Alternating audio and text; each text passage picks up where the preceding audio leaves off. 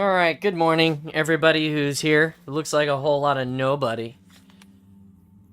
It makes me sort of sad. And Spartan John, welcome to the awesome. Just 1 second here.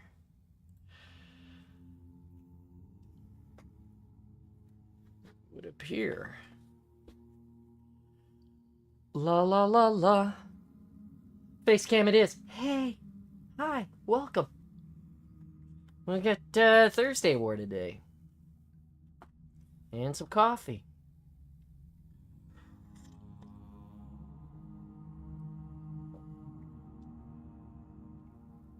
Why is the coffee cold? Give me a second. Give me a second. This is not right. Not right.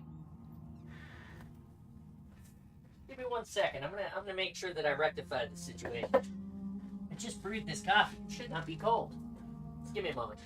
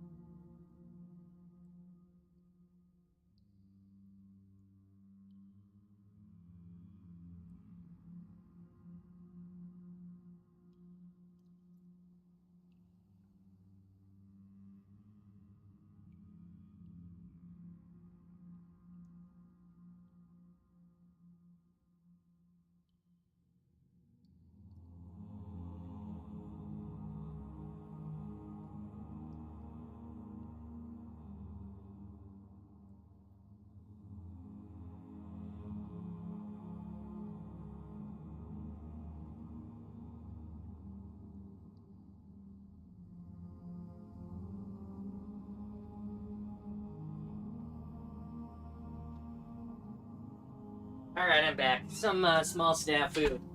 We'll wait on the coffee to brew. Apparently, I messed up and didn't empty the pot or something. There was some yesterday coffee or something. I don't know, we'll see. I've had a cup of coffee this morning already, so it's not an entire loss, but, you know, it does happen. Let's see here. Nobody's around this morning, huh?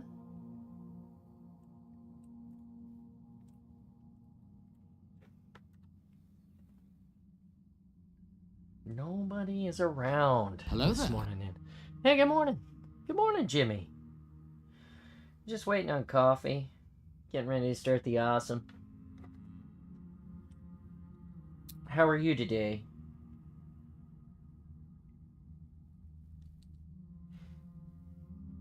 Waiting on coffee, actually. Before we start reading here, I have been a little under the gun.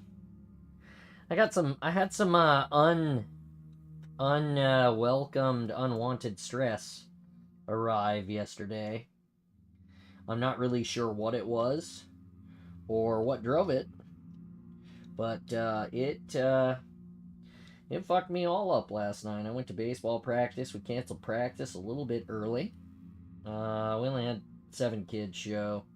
After the game was canceled, a bunch of parents sort of bailed on us, like, well, if there's no game. And yeah, I don't really blame them. I went out and practiced with a couple of kids, and that was pretty okay. And you know. Anyway, sorry, I'm cleaning something here while I'm talking to you guys. Trying to get my day started the right way. Just waiting on a cup of coffee. Waiting for that to brew. Hopefully that's going to be good. And then we'll start reading here in just a minute. Usually we start reading about 15 or 20 after, so we'll be okay. Let's see here.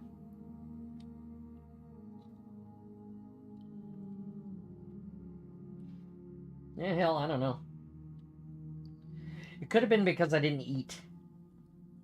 I know you guys see me snack, and if I don't snack, if I wait too long to snack, then I get, like, crazy hungry. But my body is like, no, don't feed me because I don't feel good. And then, and then the anxiety just kicks in because you didn't eat, and you're all, like, feeling weird, and shit ain't right, and then you're just It's bad. It's a vicious cycle of terrible. Yeah, that stress can creep up on you. Hoping today goes better. Yeah, 100%, man. I don't know where it came from or how, but it took me out last night. It was pretty not good. Um,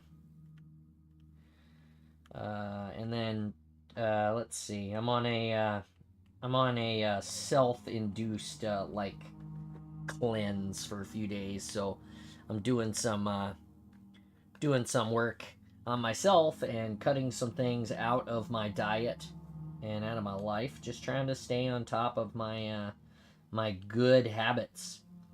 I've recently added some junk food into my diet, which has made me not feel good, and I want to stay ahead of that. So there's that too. It's gonna be better. It'll be okay. Just growing pains, just life, right? Feel like this got worse because of the pandemic. Like it got worse after the pandemic happened, and it's just not returned to better, which is obviously not great.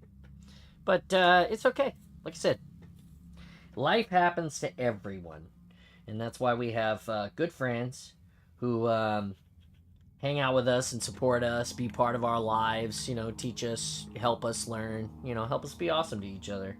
It's a really big deal. Really, really big deal. Um.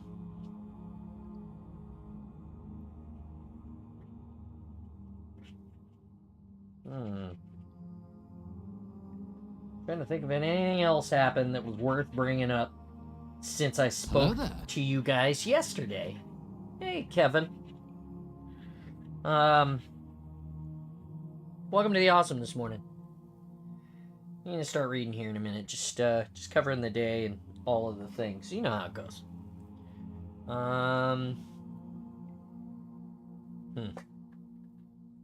Yeah, I don't know. Other than that, everything seemed to go pretty well. Be pretty good days ahead. Except for that, of course. And then Oliver, my oldest, my daughter, had gotten a septum piercing. I feel kind of sad for her. I feel bad and sad. She got a septum piercing earlier this year. She had recently gone up in a gauge to put a bigger unit in her face, and yesterday she was trying to adjust it and it got stuck and she had to take it off and it hurt her a whole bunch and that super sucked. But I got your 6 butt. Thank you so much. But Lena and I think she's probably going to be done with that septum now because it was a bad experience. She had to use a bobby pin to get in there and to get into her nose and like hold it so that she could do what she needed to do to get it loose so she could get out of her face to clean herself up. And she said it hurt so bad that she is most definitely probably going to have it re-pierced if she's going to fix it. And I was like, well, I told you shouldn't have got it anyway. And for all the reasons that you just experienced. So I probably didn't say the best dad thing, but that's what I told her. And she was like, my wife was like, I don't think she's gonna get it again anyway. So, let's see. Yuck piercings. Yeah, poor kid. Let's see here. Have her watch the latest Final Destination. Oh, that sounds rough. I don't watch any of those movies. For anybody who cares about what we're listening to, this is... Come on. Are you gonna go? Did it not work? No! My stream marker works, but not my... Oh, there it goes. Hey! Thanks! Thanks, Andy!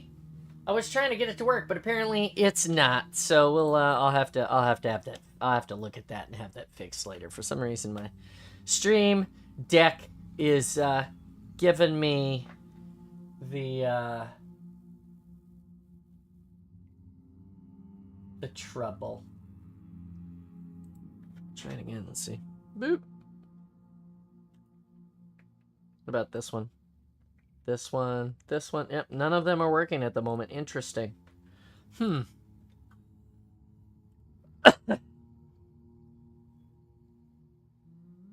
Ah. I see.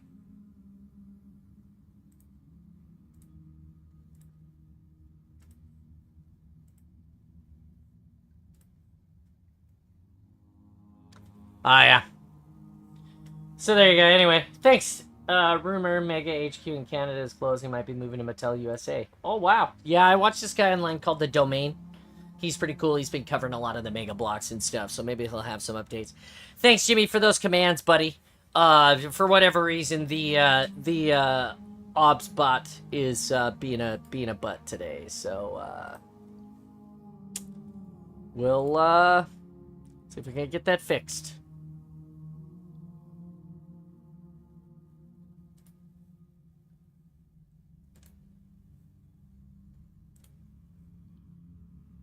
Probably something I'll have to do after the awesome is over. Well, that's too bad. It says to restart it, but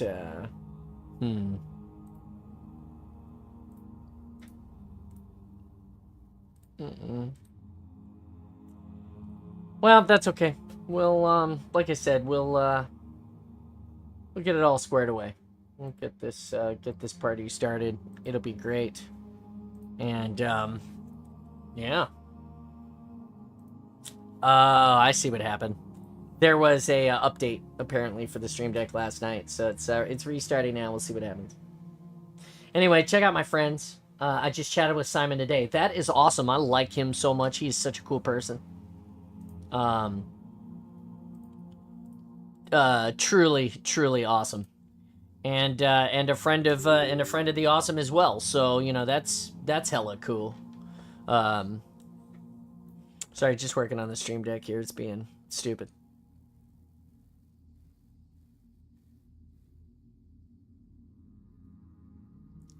Let's try this now. Ooh. Nope, yep, broken. Broken. Ooh. Tasty. Oh, no. Broken. Yeah, it's broken. We're talking about HCS 25. Is he coming? Is he on the way? Yeah, okay, yeah, the Stream Deck is definitely busted today. Most definitely. It is like the big broken. Okay, well, we'll fix it. We'll fix it later. Nothing I can do about it now. I'll run it. Oops, that's wrong. We're not playing any games at the moment. Jesus, you see what happens when the deck dies? It's gonna be a really great day today. You can tell already. That's cool. HCS, I'd love to hear about it. We'll be really excited to have everyone here and do it. Don't break your toys. It's okay. I'll fix it after. I'll fix it after the awesome is over. Every once in a while it happens. It had a whole update and stuff, so now it's just being... I'm gonna have to reassign all of the scenes. I'm gonna have to reassign the bot so that it works. It's unable to identify because it's a missing plugin, it says. Interesting.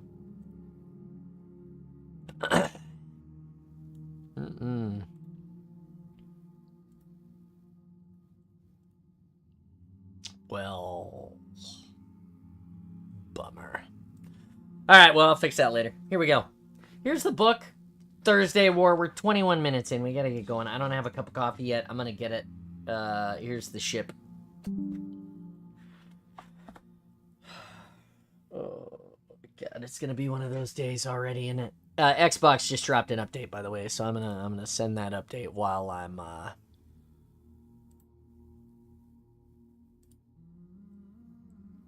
see you in 2 hours.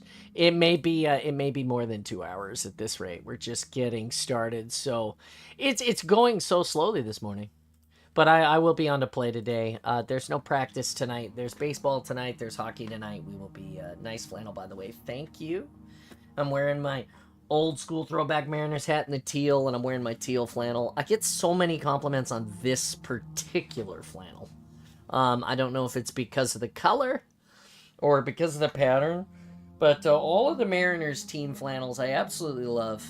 It's so many compliments on these. Thank you so much for it. That actually helps me a lot. I'm gonna go get a cup of coffee. I'm gonna leave you with the chair for just a minute, and then we're gonna get started. I promise. I just gotta be right, or otherwise it's not gonna be right today. Just wait right here. Hold the fort for me. Sorry about this. Ugh.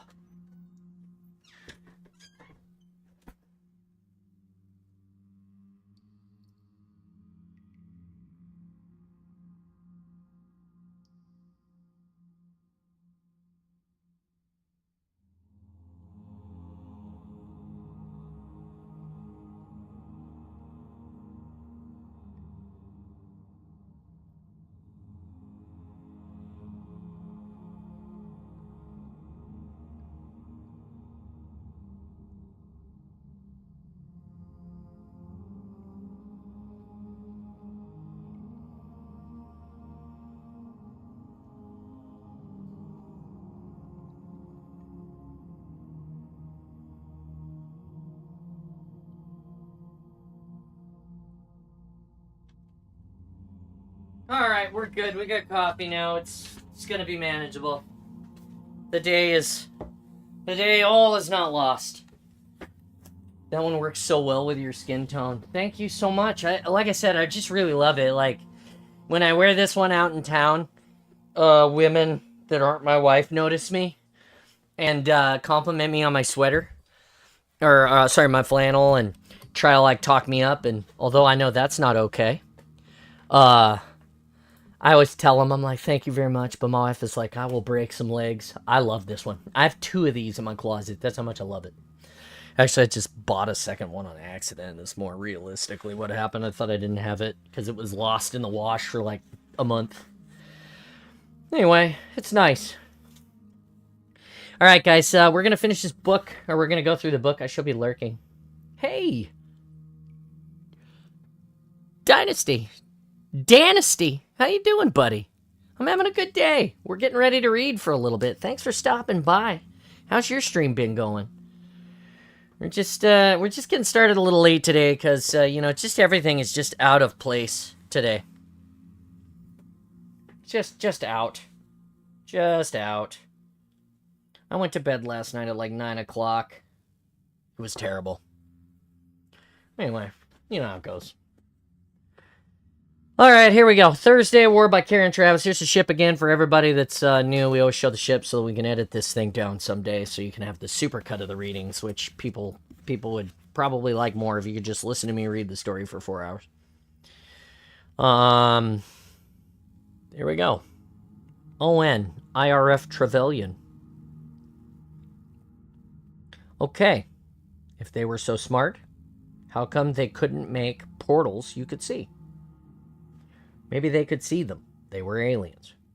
Well, Warren nearly crapped himself. He couldn't find his way back out for a half an hour.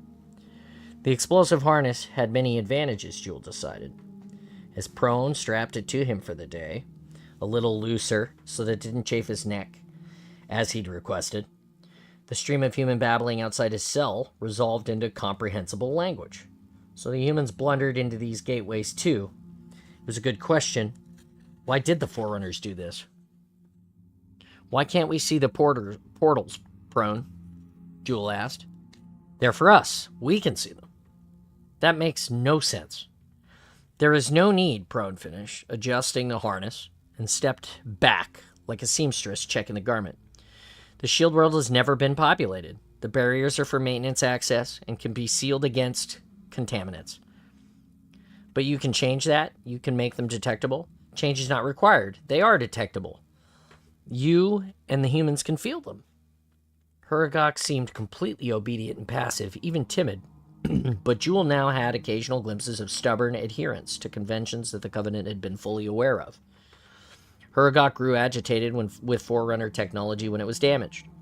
Jewel, like everyone else, had thought that was an integral part of their programming, a simple way to reinforce a single-minded devotion to their tasks. But now that he spent so much time with these creatures, he was beginning to see a different side of them.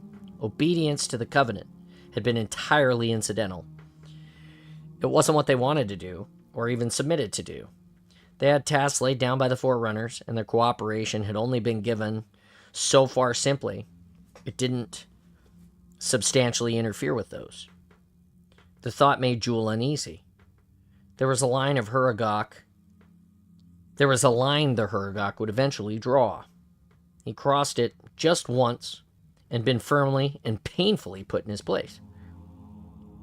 Prone was standing his ground in that quiet, unfathomable way. The maintenance portals were Huragok's business, not the province of Sangheli or humans. Jewel waited for the guard to open the cell door. What's your most important duty, Prone? To preserve the shield world and its security for when the Forerunners need it. Prone drifted through the open door ahead of him. Everything else is desirable, but not necessarily essential. The Huragok was very clear. Jewel envied that clarity, and also that endless patience, however misguided it may be. Jewel thought in the days and the weeks. Prone thought about it in millennia. The Forerunners aren't coming back, Jewel said as he walked the familiar route out of the base. He bent down from time to time to examine interesting stones and pretty silver-striped spiral objects that appeared to be tiny mollusk shells, now empty and dry from ages, and put them in his pocket. You know now what happened to the world outside this sphere. We've found only the remains of the civilization. They may yet wait somewhere or sometime else. Prone speeded up. Perhaps he was getting frustrated with looking after Jewel when he could have been tinkering with new equipment. They were not like you. They slept in thought. It was more mystical nonsense. Jewel doubted that such a precise machine as a Huragok would babble, though. So he decided that there was simply not enough words in the Sangheli language to express the actual meanings. He decided to keep Prone talking about the didact, which would also keep Magnuson off balance if she was eavesdropping. You're going to the Spire again, Prone said? Don't you want to see other things? You know what I mean by a temple, yes? Yes, you know I do. Well, I spent a lot of time in Imdama's temples as a child. My clan was devout, as we all once were. I still find it comforting. The Spire is not a temple, and you think the Forerunners are dead. I no longer know what to think. I need to examine my life again. Everything I took for granted and everything I abandoned. Is there an existence after this one? If the Forerunners could change time in the sphere, did they know how to live for eternities? Were the Sanshayun right for once? That there's a transformation awaiting all of us? Prone took it all in silence, which could have meant that he didn't want to talk or that he had no interest in metaphysical matters. Jewel strode ahead of him, confident of the route. He couldn't see any surveillance devices, but was sure that they were all around somewhere. And that meant he would do what he did every day now and walk confidently into the area around the spire until he felt the energy field brush him like an unseen cloud of flies. The humans expected him to do that. Not deviating from his routine seemed to be the key to lulling them into inaction. Ah, the field washed over him, and he was in the underground passage again. Half an hour. I have half an hour, perhaps, because that's how long the humans were lost underground. Magnuson won't think I've escaped. When he looked over his shoulder, Prone was about 4 meters behind him. Well, he'd convinced him that he thought the structure was a holy relic. Now was the time to reinforce the charade. Jewel squatted on his haunches in front of a panel that had made Prone so anxious when he reached out to touch it. The symbols do something. They're keys, buttons, switches, something like that, even though they look like part of the stones. I have to touch one and see what happens. The challenge is, Prone. Jewel stayed in his squat position, bowed his head, and closed his eyes. That would prevent Prone from interrupting him for a while. What would stop Prone from grabbing me if I were to touch the wall? The harness? Huragok grew distressed when Forerunner technology was damaged. If Jewel threatened to destroy the entire panel, a wall of devices that seemed to be the hub for portal networks in one of the Forerunner's most critical installations, then that would surely persuade him to deactivate his harness. but he needs to get very close to me to do it. Can I manage that? I've got one chance to do this, because if I fail, that ruse won't work again. In fact, I'll be marooned here, unable to remove the harness at all. Jewel opened his eyes a fraction. Prone was on the far side of the chamber, apparently gazing at the inscriptions on the wall. Jewel was 2 paces from the wall. If I don't make any move, I'll die here eventually anyway. They will never release me. They can't. He had to do it in one move, and he had to do it very soon, before the loss of contact with him started to surge. The harness was loose. Prone wouldn't have thought that was a security problem, because simply taking it off would trigger it. Get to the wall, lift the harness, not too far, mind, and give him the ultimatum. Show me the portal that works, or I'll destroy this chamber. Have you ever seen an explosion in a confined space? You would die too. Prone might not care what happened to him, but he'd certainly care about the precious Forerunner facilities. You drink. Jewel crossed his arms on his chest very slowly and curled his fingers around the straps of the harness. He sprang up from his squat now and moved towards the wall. He hit it with a thud, just as Prone spun around. As the Kurogok came at him, he raised his harness to his shoulder level and Prone stopped. I have nothing to lose, Engineer, he said. I'll die either way. Show me the portal to St. Helios and remove this harness, or I'll detonate it. Prone edged forward. This was going to be awkward. Jewel had to keep an eye on this creature. But he also needed to look at the symbols on the wall. He could already feel a tingling sensation through his body. The wall was active in some way. St. Helios does not work, Prone said. It was not maintained at the terminal end. I don't believe you. Jewel reached out with one hand, holding the harness half raised with the other. He wasn't sure how much. He'd have to pull it away from his body to trigger it, but he'd find out very soon. So I'm going to carry out an experiment. You might go nowhere. You might damage the portals by trying. Let's see. Jewel reached into his pocket and gathered the shells and the stones in his palm. If he could open a portal, at least he could toss a stone in and see what happened before he tried it himself. Doing this one-handed was hard. He held the stone between 2 fingers, gripping the rest as best as he could, and stood off to one side of the symbol so that he could see them, and Prone in his field of view. What happens if I do this? He pressed the first symbol. Prone made a faint groaning sound, and a panel in the wall dissolved, leaving a tall rectangle that looked like sunlight trying to penetrate the thick mist. Jewel tossed the stone into the light, but a heartbeat later it bounced back and clattered across the floor. I told you, Prone said. It doesn't work. Jewel wasn't going to give up that easy. Now he was committed. Keep trying or die. Plenty more tools and controls to press, my friend. Plenty more. He worked another stone out of his palm and positioned it between his fingers and then tried the next symbol on the line. When he lobbed the stone into the portal this time, it didn't bounce back. He held his breath, hoping there was an exit. Then a light flashed and he heard something hit the floor on the other side of the chamber. It was the stone again. Some don't go where they were intended, Prone said, which I have also told you. But some do? Jewel prepared the third stone. His other arm was starting to ache now from holding the harness up. Some do. He tried again. Again, the stone bounced out. He tried 4 more times, equally unsuccessful, and wondered if he'd run out of stones before he found a portal destination that worked. Every time he threw one into the void, Prone edged forward a little. I will detonate this, Engineer. Believe me when I say that. Oh, I do. Jewel still didn't believe that there were any gods. But if he was wrong, then he hoped that they would look down on this desperate moment and open a portal for him. It was a small favor to ask the beings who could build entire stars. His mouth was dry, and he wondered if he was being stupid rather than courageous. Sometimes it was hard to draw the line between the two. He threw another stone, and there was silence. The silence turned into seconds and then stretched into a long pause, punctuated by his own heartbeat pounding inside of his ears. The stone didn't bounce back, and it didn't emerge in the chamber. Prone hung there, sighing like bellows. This one works, Jewel said. This works, doesn't it? For the time being, it's unstable. Where does it lead? You mustn't enter. Jewel lifted the harness up a little higher. His arms' muscles were getting tired again and beginning to twitch. I'll enter anyway. I'll ask you again, what is this symbol? Kelekos. Jewel had never heard of it. Where is that? I don't know. There were many forerunners there. Like you don't know where Requiem is? Requiem cannot be reached from here because the Didact sleeps and must never be woken. Kalikos could be reached.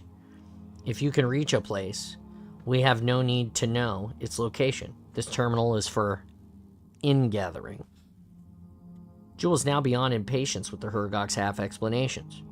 Having explosives draped around him didn't improve his mood. But he had a functioning portal, and he had to try. Kilokos would do. When he got there, he'd work out where it was. It was just a name. There was a little chance that the Forerunner's name bore any resemblance to what the world was known as for now. But before he stepped into freedom, even a terrifyingly unknown freedom, he had to get rid of this harness. Magnuson could detonate it, not here in this place that's shut out by signals, but he couldn't take it with him, because there would be no Horogok to remove it safely. Prone, come here and remove this harness, Jewel said, or I'll detonate it. I was ordered not to. You know I'll do it. Remove it. I must not. If I try to take it off, what happens to your terminal? What was your most important order? Do you obey the orders that the Forerunners gave you, or those of the humans? Who would destroy everything the Forerunners built if it suited them? Prone was as brightly luminous as Jewel had ever seen him, tentacles fluttering aimlessly. Jewel edged closer to the glowing portal to force the creature to act, and placed one leg across the threshold. It was the strangest feeling. He'd used portals before, but none of them had felt like this. His leg tingled as if it was being kneaded by thousands of fingers. Not quite a tearing sensation, but very uncomfortable nevertheless. He had both hands free now. He raised the harness a little higher. The next moment could prove to be his last. Home or dead, there's no other way. Wait. Prone moved over very slowly and placed a tentacle on the harness. This is foolish, but the terminal must not be damaged. But if you are damaged, that is your choice. Jewel's heart almost stopped. Prone's tentacles slipped over the straps, and the weight of the harness lifted from Jewel's shoulders. Now, do it now. Jewel put all of his weight on his back foot, the foot with the uncertain world of the portal, and let himself fall backwards without a word. Light engulfed him. Kilokos. It was not Onyx Trevelyan, and that was all that mattered. Chapter 16. I believe the Sangheili are beginning to accept that humans are here to stay, and even if they don't like it, they're more inclined to avoid us than to confront us. Let's toast this, Margaret. What's today? Thursday? Very well. A bloody war and a quick promotion. Admiral Lord Hood, Sink Fleet, making his historic Royal Navy toast traditionally proposed on Thursdays. UNSC Infinity, returning to Seoul. Admiral Parangoski's day cabin. Bad news could never wait, the saying went. And thanks to the new slipspace comms, Parangoski never had to. But she'd still be kept in the dark for far too long. How the hell could anyone lose Sangheili prisoners from a sealed world? How could Oni lose him? Dear God. It's taken you 15 hours to report him, Dama, missing. She stared at the screen, as worried as she was angry. I thought I could pick the right people. Perhaps I'm losing my touch. 15 hours, why? Irina Magnuson looked as if she was arguing for her life, and whether she knew it or not, she was. The imaging from Trevelyan was brutally lifelike. The scientist's mouth opened and closed a few times before the sound emerged, and it wasn't a technical sync problem. Admiral, we had to carry out a search, she said, shaky and desperate. This is an entire planet. You can't search a planet in 15 hours either. The Hurgok said he saw Jewel step through a portal. Those portals are unstable, and some don't go anywhere. Some feed back into the sphere. We don't know where the others go, or if they go anywhere, that they were even intended to go. The Hurgok seems to think that some are unstable, and that they're dangerous or may even exit in space or worse. But the one he stepped through appears to be active, and you haven't recovered a body? Correct. Then damn well follow him, Parangoski snapped. You're the facility director, for God's sake. Take some responsibility. You do know exactly which portal he activated, I take it. Yes or no? Admiral, I did send a remote through as soon as we'd realized what had happened, but it emerged about 200 clicks from here. It didn't leave the sphere. And yes, we're searching that area too. This wasn't the first debacle that Parangoski had experienced on her watch, and almost certainly would not be the last. But this one needn't have happened at all. She still wasn't sure if Jewel and Dama had escaped or not. She had to work on the assumption that he had. What will he do next? Will he blurt everything out to the Arbiter? Telcam's not the problem. It's the damage this will do within the UNSC, between me and Hood, and the Arbiter might change his mind about the treaty. But it won't stop his civil war, and it won't stop me, and it won't stop Infinity. How are you trying to track him now, she asked. By surveillance drones, and by sending remotes through all the active portals. He's not wearing his explosive harness, so we can't locate him via that. You allowed him out without it? No, he pressured the Hergok into removing it despite the orders. We'll keep looking, Admiral, but we can't rule out the possibility that he's managed to reach another planet. Parangoski could do little right then, but Trevelyan was the most important asset that Oni had, perhaps even more than Infinity, which was not solely hers to deploy. The technology, the advances already recovered, and the untold treasures still to come, they were the key to everything, and it was currently under the directorship of an idiot. My fault, I appointed her. Halsey wouldn't have made that mistake, for all of her faults. Parangoski had a will that could bend steel, but even after 70 years in the uniform, some things made her doubt herself. One of them was realizing she'd appointed the wrong person to a post. That meant removing them. And the more senior or sensitive posting in Oni, the less suitable the failure was for release back into the wild. Magnuson wouldn't be put out to pasture at some university to end her days as an obscure goddess to students who knew no better. She would have to be contained. I seem to have bad luck with scientists these days. But I won't let this one turn into another Halsey. Magnuson has to pay for her mistakes. No second chances, no matter how good she is. These civilians are beginning to get out of control. They have to learn that their actions have real consequence. Keep looking and contact me the instant anything develops, Parangoski said. And I do mean instant. Expect a visit very soon, as I get Infinity to divert from her mission, which should give you some idea of how very, very disappointed I am in you, Irina. Parangoski closed the transmission before Magnuson could respond, and leaned back in her seat, eyes shut. Are you there, BB? Yes, Admiral. Just a little bit of me keeping an eye on things until you're clear of the wooden-top Navy. How does anyone lose a Sangheili, BB? It takes some doing. So Magnuson better not make any long-term career plans then. I'll brief Osman.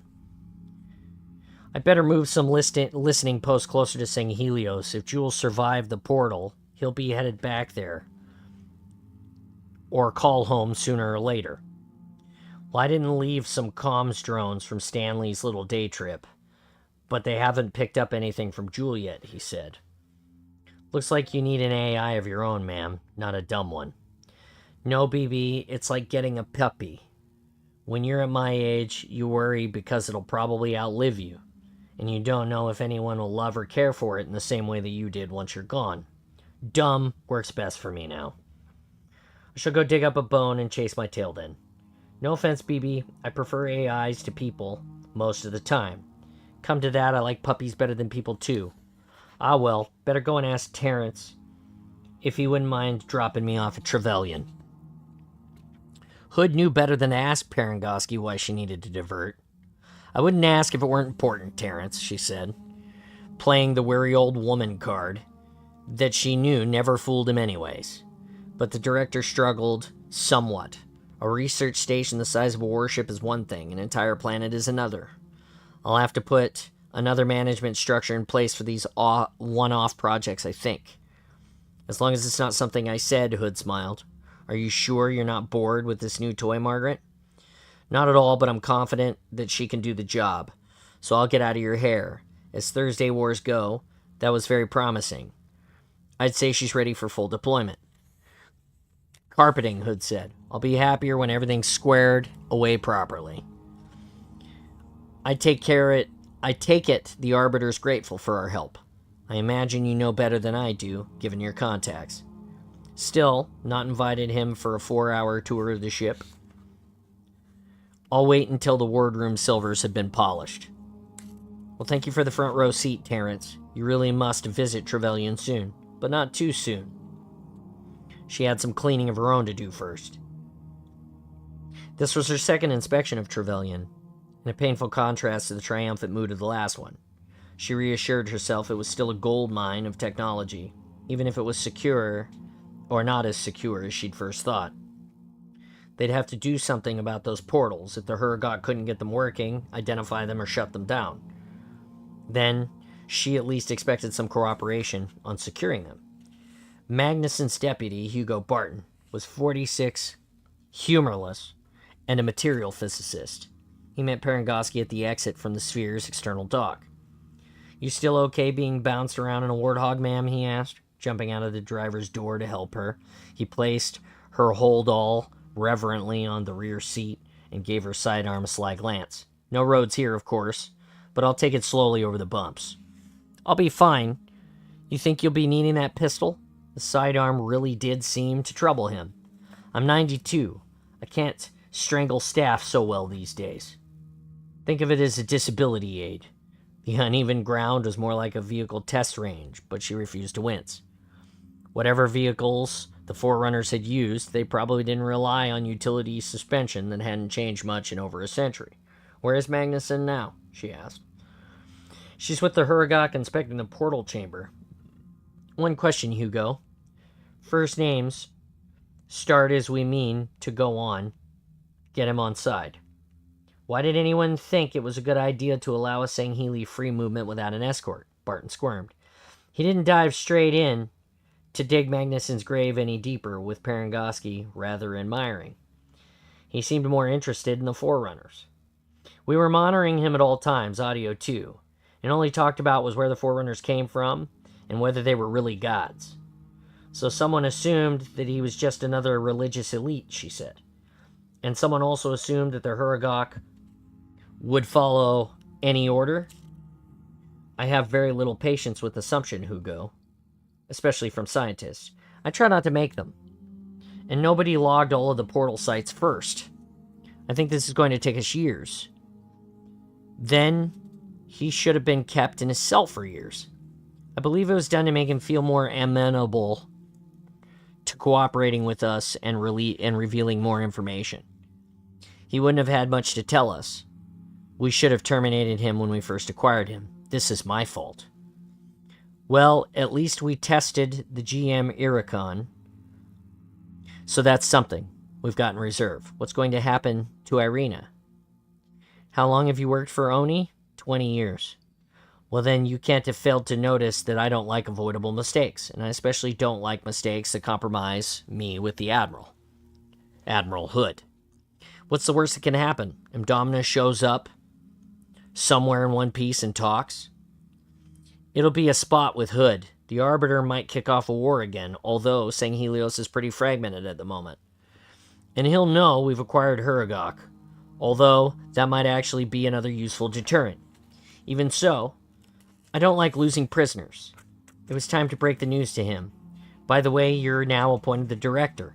Magnuson will be relieved of duty." "Oh." He didn't blink. It looked like an effort. "Does she know?" "Not yet." "Okay." Barton knew when to shut up. Another desirable quality in a facility director. The Warthog drove into the middle of nowhere and pulled up at an isolated structure that looked like a lonely church spire dumped from a great height. Perengoski wondered if her hips were going to cope with whatever was coming next. "Brace yourself, ma'am," Barton said. "Just walk forward and ignore the creepy feeling. It's just a maintenance portal." Perengoski put her weight on her cane. It sank into the ground a little. But then something made her skin crawl. The next step found the cane sitting inside of a room and hitting concrete and stone. "Ah, yes, I see what you mean." She looked around. The world had dissolved into a precisely built stone chamber with inscribed walls like a mausoleum. She could now hear voices. Magnuson and an artificial one that had to have been a Huragok interpreted by the systems. Barton didn't offer explanation or opinion. "You must show me, Prone," Magnuson was saying. "I don't want to damage anything. I just want to know." Perengoski rounded the corner and found Magnuson talking to a Huragok, who was hovering between her and a wall. It took Perengoski a few moments to work out from Magnuson's occasional random sidesteps that the creature was blocking her. Then Magnuson turned around. "Hello, Admiral." She looked flushed and panicky. I'm sorry, Prone's very anxious about these portals. So am I, Irina. Is he getting in your way? Yes, he's much stronger than he looks, but not strong enough to stop Jewel and Dama from forcing his way into a portal and releasing a harness. Magnuson shrank visibly. It's all about the perceived threat to Forerunner technology. He's already thrown one of the Marines out of the way. He's not violent, just very protective. I'm trying a quieter approach. He's a bag of gas, no matter how clever he is. Shoot him if you have to. I like them, but we can replace him now. Then why bring him down here at all? We're totally dependent on them to understand all of this, ma'am. Right now, all anyone needed to know was whether Jewel was alive and starting trouble somewhere, or if he wasn't. Parangoski wasn't too fussed about the nature of the wasn't, although there was no way of telling if he was still roaming the sphere and would find another portal station to escape from. She needed to see the body. She had a feeling that life wasn't going to be helpful, and her hand, and her one... Let's start that sentence over again. She had the feeling that life wasn't going to be helpful, and hand her one just to watch the relief on her face. So we can't recreate the conditions of the escape. No, Admiral. Magnuson shot Barton a glance. Parangoski didn't miss it. She walked up to Prone and looked into his little animal eyes. Prone, are you telling us the truth about Kolokos? Parangoski asked quietly. Do you really not know where it is? No, the Forerunners all knew. There was no need to explain it. It went there and came back from there. It was probably like expecting the coordinates of Sydney or Earth to appear on a flight timetable. Everyone knew what Earth was. Only pilots needed the numbers. What else did Jewel say? What concerned him? Prone didn't move from the wall. He had 6 eyes, so keeping one on Magnuson was probably no trouble. He talked about the Didact. He was interested in him. I told him he was in Requiem, and we were never told where that was. This was a Forerunner, yes? The one who despised humanity. I told Magnuson all of this. I know. I'm just trying to understand. Can you give us a list of all Forerunner worlds linked to this shield world? Yes, but there are many, and there are many more not linked, where some portals may go now. That's fine. Parangoski had to think about that for a few seconds. Prone didn't know where faulty portals emerged at any given time. Just tell us. We have to find Jewel for his own safety, if nothing at all. I did my duty. I'm sorry, but the shield world must be preserved. Prone, have you shut down the portal stations in here? It was an obvious question, and Parangoski was sure Magnuson had asked it. So that nobody else can use them for the time being? No, but we can shut the maintenance portals if you wish to stop searching them. Let's make sure everyone's out and accounted for, and then we can do that. Parangoski turned and fixed Magnuson with her sentencing stare. No, the idiot hadn't even had the sense to ask him if he could shut all the doors. I think we should go now, Irina, and let Prone lock the exits, and get us that damned list. There was something rather surreal about Prone. He left, still sticking close behind Magnuson, but otherwise did exactly what he was told. If nothing else, Parangoski had learned something about the Hergok, how far they could be trusted to follow orders, and the line beyond with which they could be pushed. It was better to know that before the whole UNSC became entirely dependent on them. They were a wonderful asset, but it was time to put an effort into understanding their process so that AIs and technicians could emulate them, and to work out how to shut them down in an emergency. They shared information. That meant no individual Hergok was indispensable. Not an entirely negative outcome then. But I won't get much sleep until we find Jewel Mdama or his remains.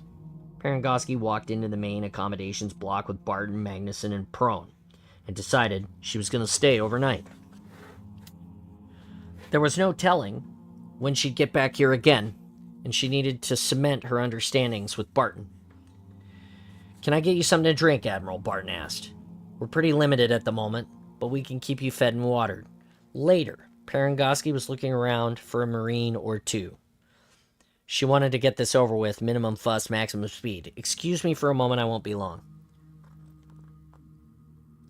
She had to walk out into the compound again to find anyone in uniform. A pleasant young Marine who reminded her a little of Corporal Beloy was passing with a crate in his arms.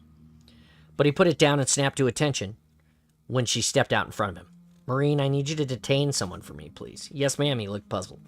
"Don't tell me we found the hinge head." "I'm afraid not." She went back into the block with the Marine following, her sidearm drawn. "You probably won't need that, by the way." Magnuson shouldn't have been surprised, nor Barton. But that was not the look on their faces. What did they expect? This was Oni, not some grocery store where underperforming staff were given written warnings to shape up. Parangoski expected the same discipline and common sense from her civilian staff, and she did as she did from those in the uniform. She indicated Magnuson with one hand. "Marine, I want you to detain Dr. Magnuson and hold her in solitary until she's transferred." Magnuson's jaw dropped. She literally gaped. Perhaps she still thought the stories were all just that, stories. Now she knew that every myth about Parangoski was true. "Irina Magnuson, you're relieved of duty. You'll be detained under security protocol indefinitely while you carry out an investigation into the escape of the prisoner. You'll be held at Midnight Facility until further notice." The Marine took Magnuson's arm a little awkwardly. She was a slight woman, and he probably didn't want to seem heavy-handed. As he led her away, she found her voice looking back over her shoulder, as best as she could with the same disbelieving expression that Parangoski had seen too many times. "But it was a mistake," she said. "A mistake. After all these years I've given Oni.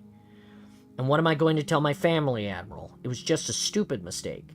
"My mistake for giving you posting beyond your capabilities," Parangoski said. "And your mistake for thinking your approach to alien psychology trumped time-tested military securities." Parangoski turned away and faced Barton, fascinated by the mix of emotions written across his face. Shock, several layers of fear, and, of course, excitement. Because even the nice and trustworthy ones found this kind of drama a little bit more thrilling. Irina Magnuson was lucky. Parangoski could easily have shot her. But the woman hadn't been debriefed properly yet, and there were too many witnesses. However excellent that would have been for Parangoski's reputation. "Poor encourager, les autres," Parangoski said, and pointed in the direction of the mess with her cane. "See that word gets around, will you, Hugo? And I'll have that drink if it's still an offer. Now let's talk about you." Location unknown. Jewel fell hard onto a sunlit flagstone floor and gulped in a lungful of air. He wasn't dead. He wasn't burning in the heart of a star. And he wasn't back in a chamber beneath the spire. He was free. He simply didn't know where he was. "Uncle, uncle," a child started yelling nearby. "Uncle, look, someone in the Holy Gate." Jewel got to his feet. He understood the language. It was Sangheili, although he didn't recognize the accent at all. It took him a few moments to orient himself and work out that he was standing in the middle of a small settlement. It looked strange to him at first. It bore little resemblance to any of the keeps he'd seen before, even in Auten. But this time, this was his culture. They were his people. "I'm home. I'm home." The first thing he had to do was get a message to Rhea. He dusted himself down and set off towards the buildings. 3 or 4 modest stone keeps, only a couple of stories tall, and saw the child running along ahead of him.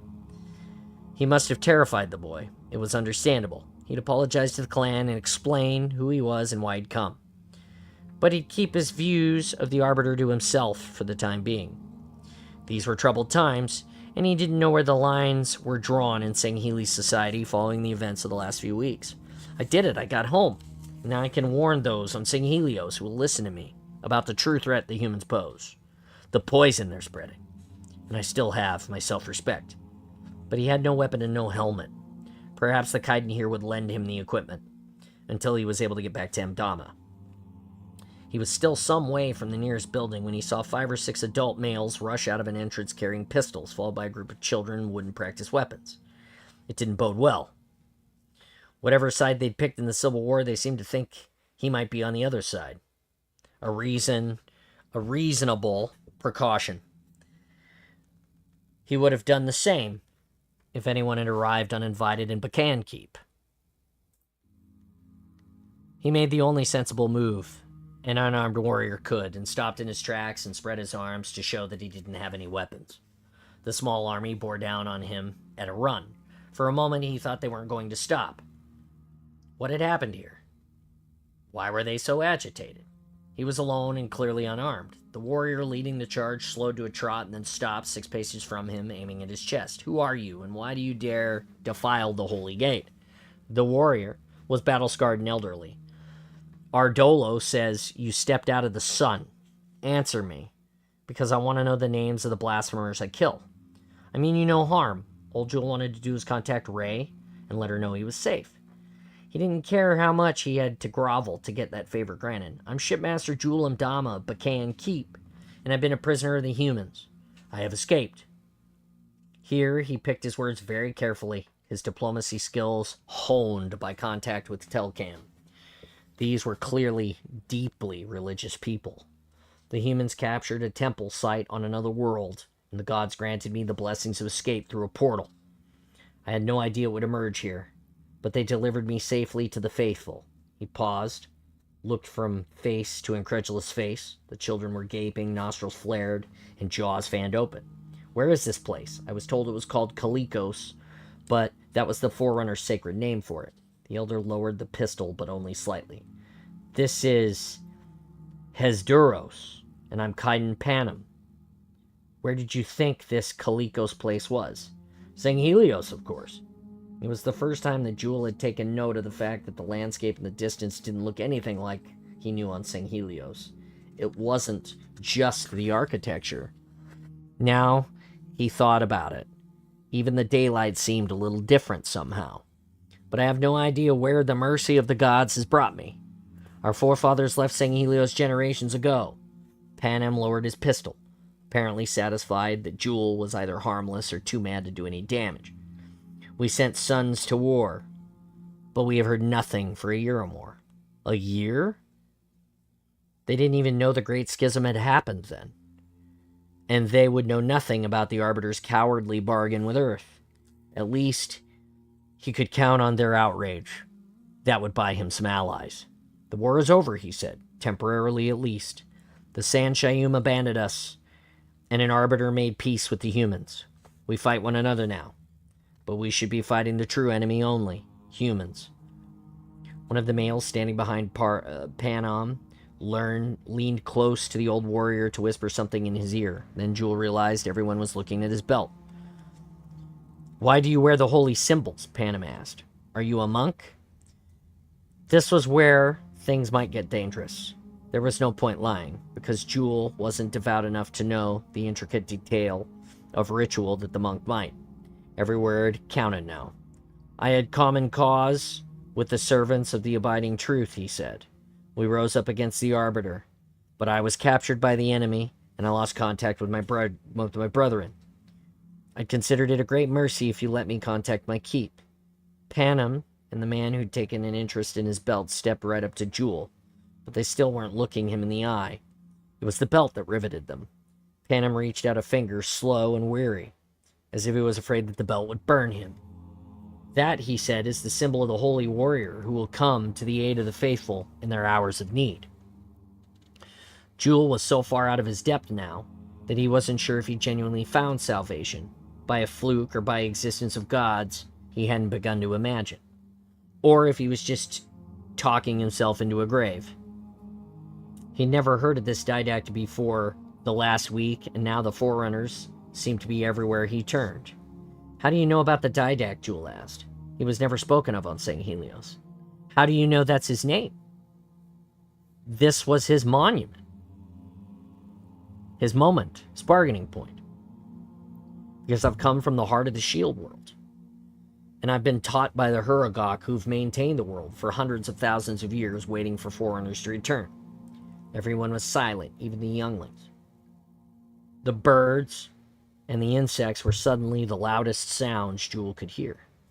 Come and eat, Jewel Mdama, Panem said at last, beckoning him like a fond uncle. Let us talk.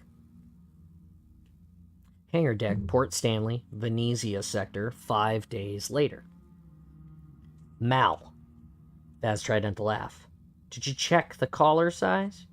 Because it's a long ways to send it back for a refund.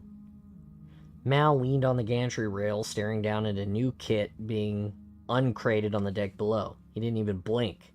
I could wear an extra jumper underneath that. Or you might grow into it.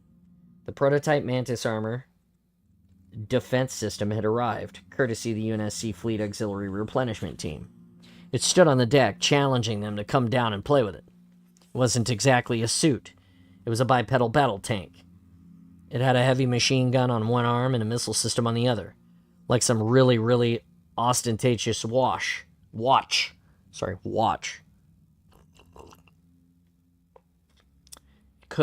could have swallowed a Spartan in full armor.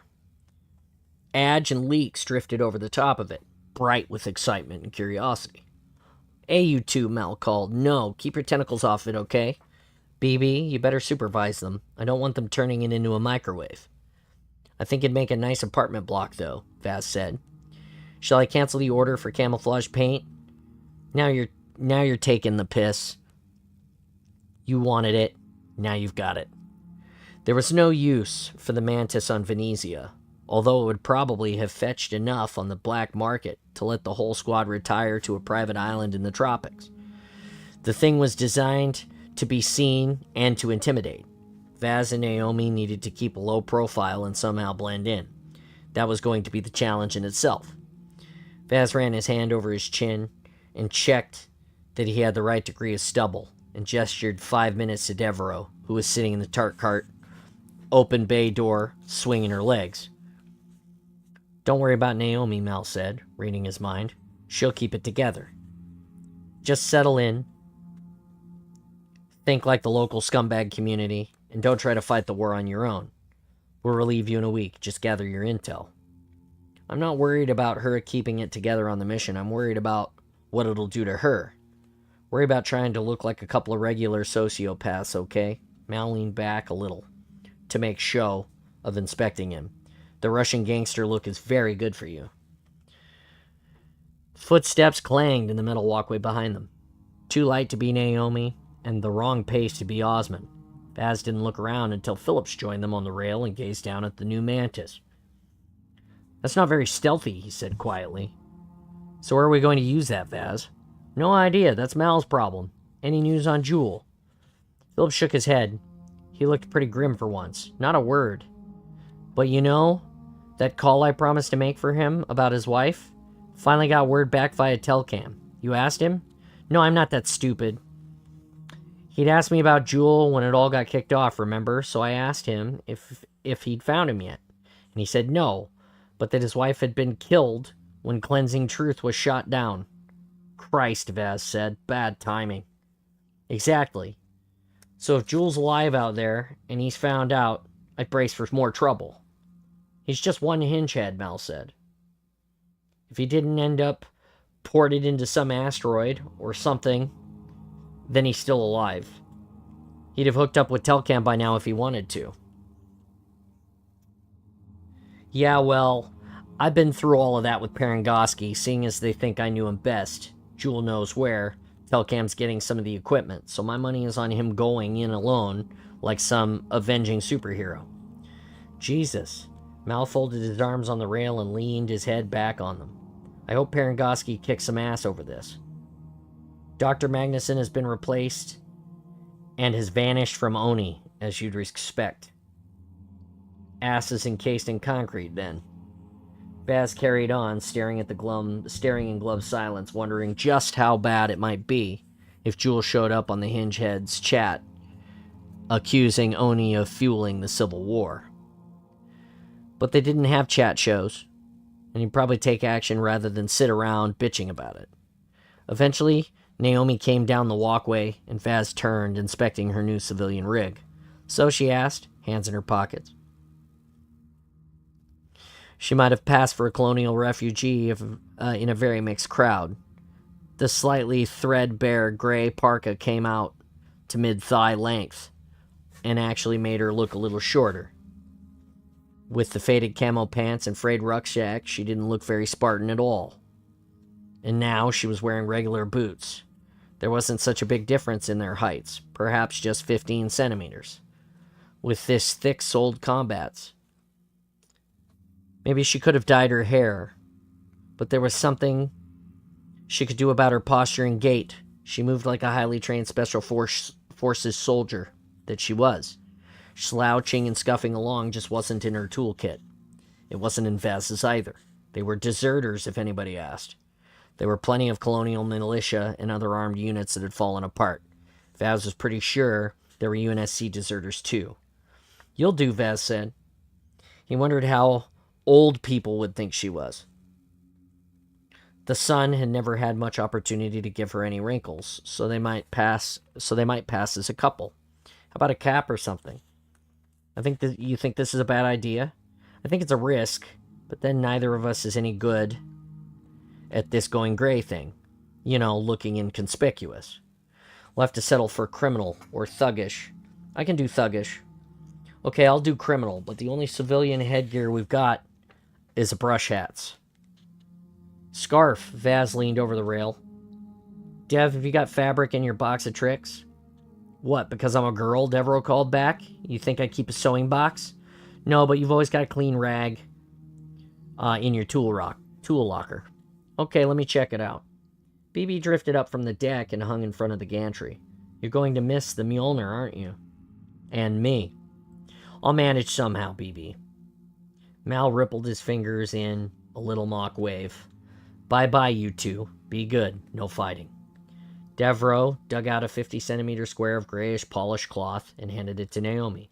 I bet you won't need this. The place is full of Kig-Yaran brutes and all kinds, so I don't think that you're going to stand out that much at all. Thanks, Leanne. Well, I didn't mean it like that. I meant that in a maxed environment, humans are looking at gross detail, like beaks and claws. The aliens think we all look like big soft worms anyway. Naomi nodded. It was hard to tell if she was offended or not. Vaz still found it weird that the ultimate killing machine on two legs was self-conscious. But she was a pretty awkward woman, and this wasn't how Spartans usually operated. Vaz wondered if all of the Spartan 2s were like that when they were out of their armor. You look like a deserter, Vaz said. I'm more than happy to be seen drinking with you. She started a weak smile but didn't finish. I suppose it's another way to look at who I really am, without BB revving you up. He doesn't get out much. He's always everywhere. He's been more places than me and Mal have. She put her fingers on the nape of her neck and fiddled with the dock of her neural implant. This doesn't show, I hope. I got leaks to reduce the profile a little bit. No more than mine does. Even some of the militias had them. Not like yours, of course, but nobody's going to look that hard or that close. Naomi had crossed her long, deathly white fingers at him. That's a sad indictment, isn't it? Indictment. It's an indictment. Vaz wasn't sure if she was being deadpan or letting her little personal pain leak out. Either way, he was seeing more of the real Naomi these days. He sat back in his seat as Tarkart maneuvered out of the hangar and hoped he didn't reek of the ship's jasmine air freshener when he landed. Spencer was waiting for them at the RV point at the gorge about 30 kilometers from the city. He stood leaning against the driver's door of his old warthog, having a smoke and just shaking his head. Vaz jumps out of the open hatch and walked over to see him, hands shoved in his pockets. Now that's impressive, Spencer said. He waved at Devereaux. I could get you a really good price for that. Is that even the same Pelican? Yes, that's Tarkart after an engineering respray. One careless lady owner, full service history. Vaz was now far enough away from Tarkart to get the full effect of the adaptive camo. He had to admit that it was pretty good. The shape of the airframe took some concentration to pick out, and a casual inspection from the air or the nearest road would probably have missed it completely. We're going to rotate the squad if we're here for an extended period. Naomi jumped out and started unloading the kits. Spencer stubbed out a cigar and put a flattened butt in his pocket. Is that wise, Naomi, I mean? She wants to do this. It's not my call, but I'd rather keep her out of it, for all kinds of reasons. Naomi walked right up to him with a heavy hold-all of equipment, tucked under one arm, as easily as a purse, and held out her hand for shaking. Spencer took it and craned his neck to look up. I'm sorry it's come to this, Naomi, he said. Have you got everything you need? Sling your bag in the back, you too, Vaz. Let's not hang around. Naomi slid down into her seat, tied the scarf around her hair, with a few wisps of fringe left sticking out, and suddenly didn't look half as strikingly usual as Vaz had feared. Sorry, strikingly unusual. Maybe he projected the almost mythological Spartan image out of the reality of a very tall, very fit woman who just happened to be platinum blonde as well. Yes, she was a lot more blonde than gray. It took some effort to see it. So there's your ID in case you ever have to show it, Spencer. Had a knack for driving and talking, shuffling paper and observing everything around him at the same time. He reached around a hand and handed the old-fashioned plastic chips to Vaz and Naomi. It's easier to stick with your actual first names than just change the surnames. It's not as if anyone can check the UNSC records anyway. But you never know who you run into. Naomi Backy and Vasily Desny. Your trades are recorded as comms operator and regular grunt. Before you jumped ship, that is. People don't change their names here then, Naomi said, taking the chip from him and leaning back on Vaz's seat. My father didn't. She did it casually, as if there was no bizarre history at all. Depends who they're hiding from, Spencer said. Off-worlders or the local enforcers. People remember that this isn't anarchy here. They're organized. It's easier to think of Venezia as an alternative society, just not the vegetarian peacenik kind. As they hit the outskirts of New Tyne, Vaz started seeing pickups. Every variant of the Warthog chassis known to man, and quite a few Covenant ground transports as well.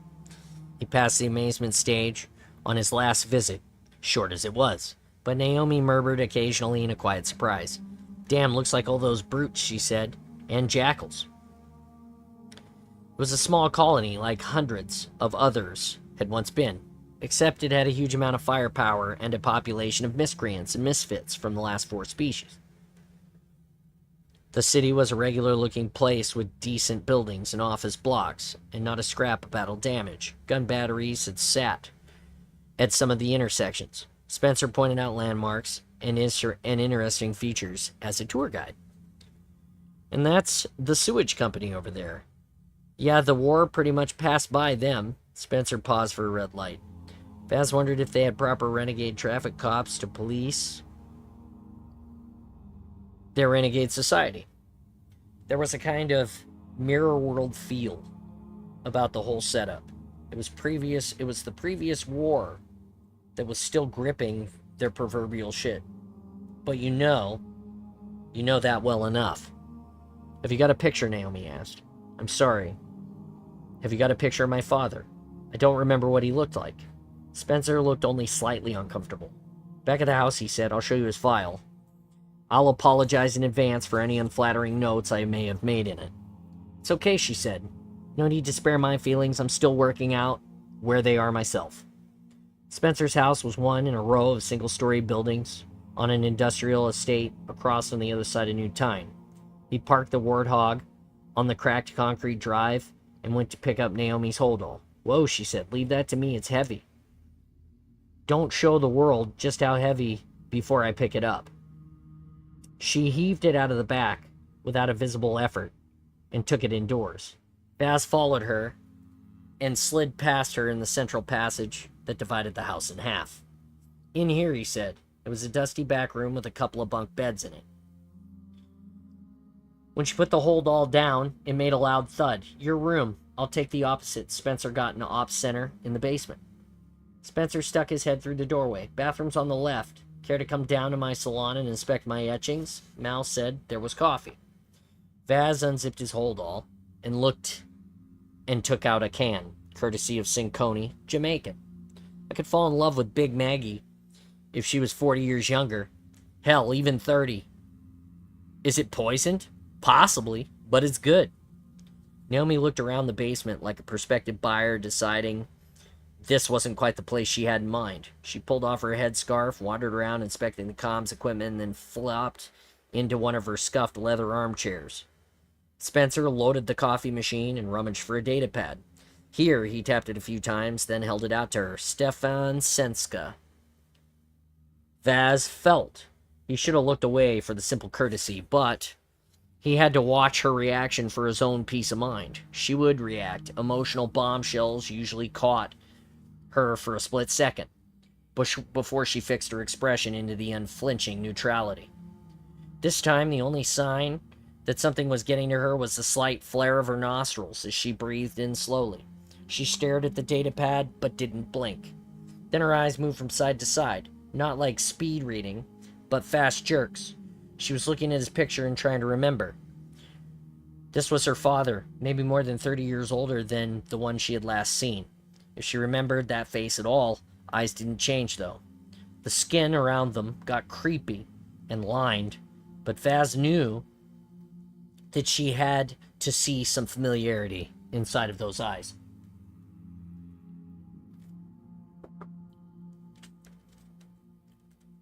Okay, her voice said, slightly husky. She cleared her throat. I do look like him, don't I? She got up and handed the datapad back to Spencer. So what's the schedule? We need to get a feel for this place first, walk around a little and see what it takes to fit in. Vaz had to let her handle this her own way. He wasn't going to mention her father again until she did. Spencer seemed to think the subject was off limits for the time being as well, because he reached across to the nearby stain-ringed table and pulled out a small paper map. If you want my advice on New Tiny, he said carefully, I'd do what most of the new arrivals do. There's always a trickle of people going in and out. The first thing they have to do is get some cash, because Venezia isn't exactly connected to the clearing banks. They even have their banknotes. Quaint, isn't it? Like a paramilitary town. How do they deal with really big purchases, Vaz asked. You know, artillery pieces, ships, that kind of thing. There's a lot of cash. Barter, from what I can see. Like I said the last time, the Kigyar are trading arms for ships from the Brutes. It's all rather 17th century in its way. Okay, so we take the rifle and try to fence it tomorrow, Vaz said. Why not today, Naomi asked. Because I want Mike here to talk us through the local gossip and get myself into character. I'm just an OGST. I'm not really trained for this. Vaz didn't know if Naomi was trained for this either. But she was exceptionally smart and resourceful. Spartans were survivors. If anything, that seemed to be their defining quality. Okay, she said, that would be useful.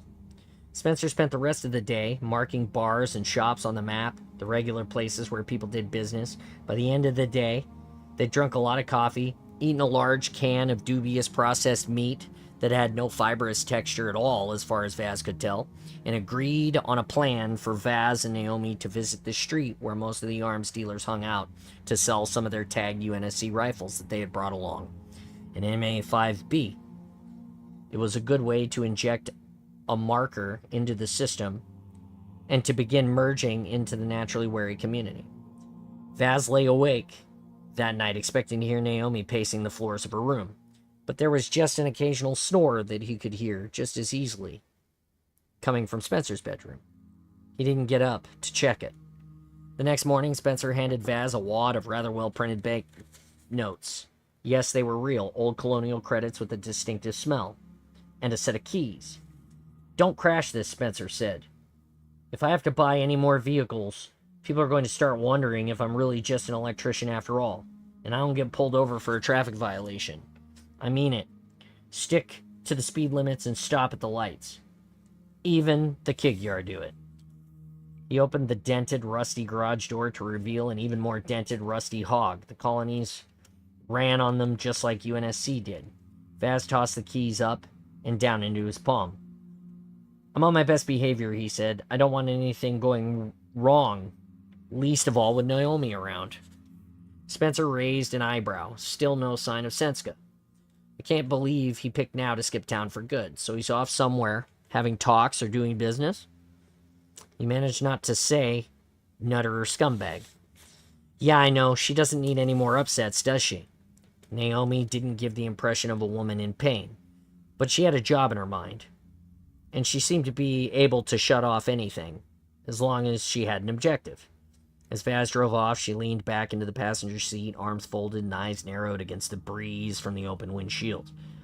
Who's going to do all the talking, she asked. Me. Vaz kept an eye on the road and the speedometer and stayed a couple of clicks under the limit. For some reason, he found road speed signs on an insurgent planet incredibly funny. I've had to sell stuff before. I bet you haven't. I'll learn from the master then. Has she tried to get in touch with you yet? Who? Osman. No, the old trollop, as BB calls her, Chrissy.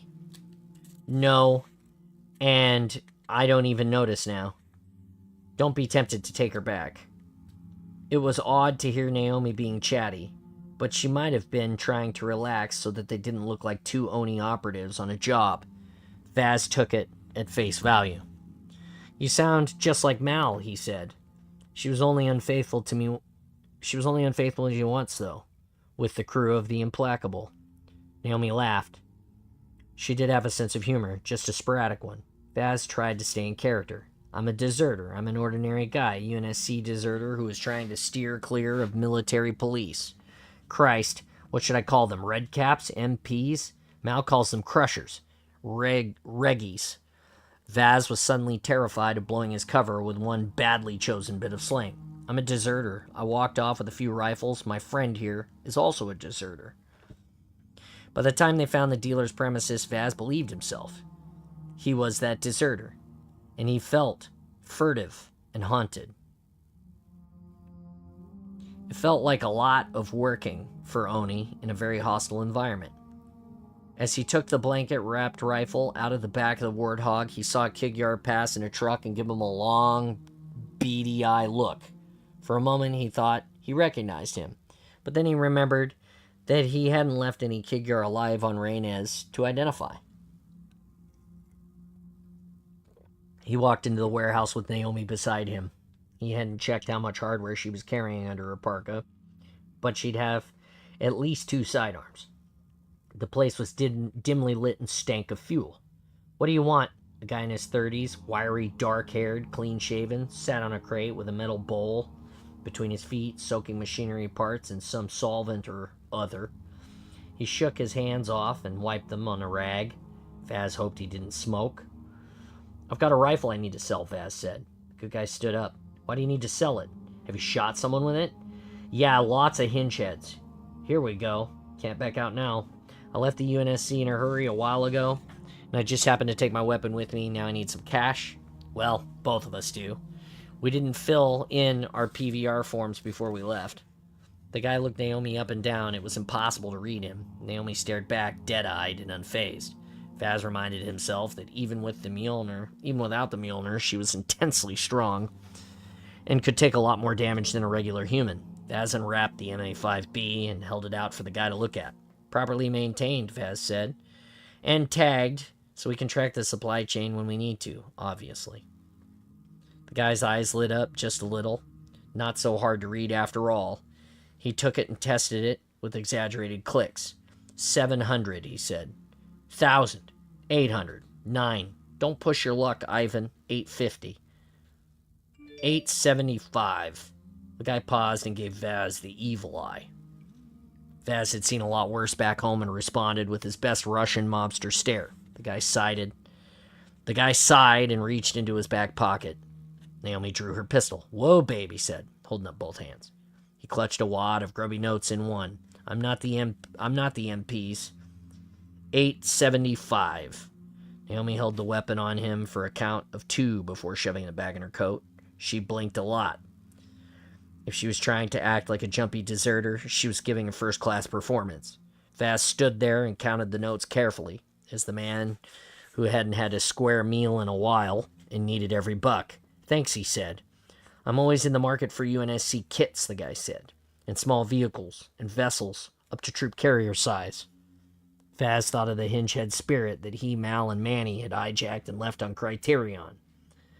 Maybe it was still there. I've got a spirit stashed away off-world, just a little short transport to get it. One day, maybe? Or upsized magnums, the guy said, looking at Naomi. He seemed to have taken a shine to her sidearm. But he looked and kept looking, and then he frowned. I swear I recognize you from somewhere. You got a really familiar face. Everyone's got a double, she said. No, really. He looked like he had a name on the tip of his tongue, and then his expression changed because he must have remembered exactly who she looked like.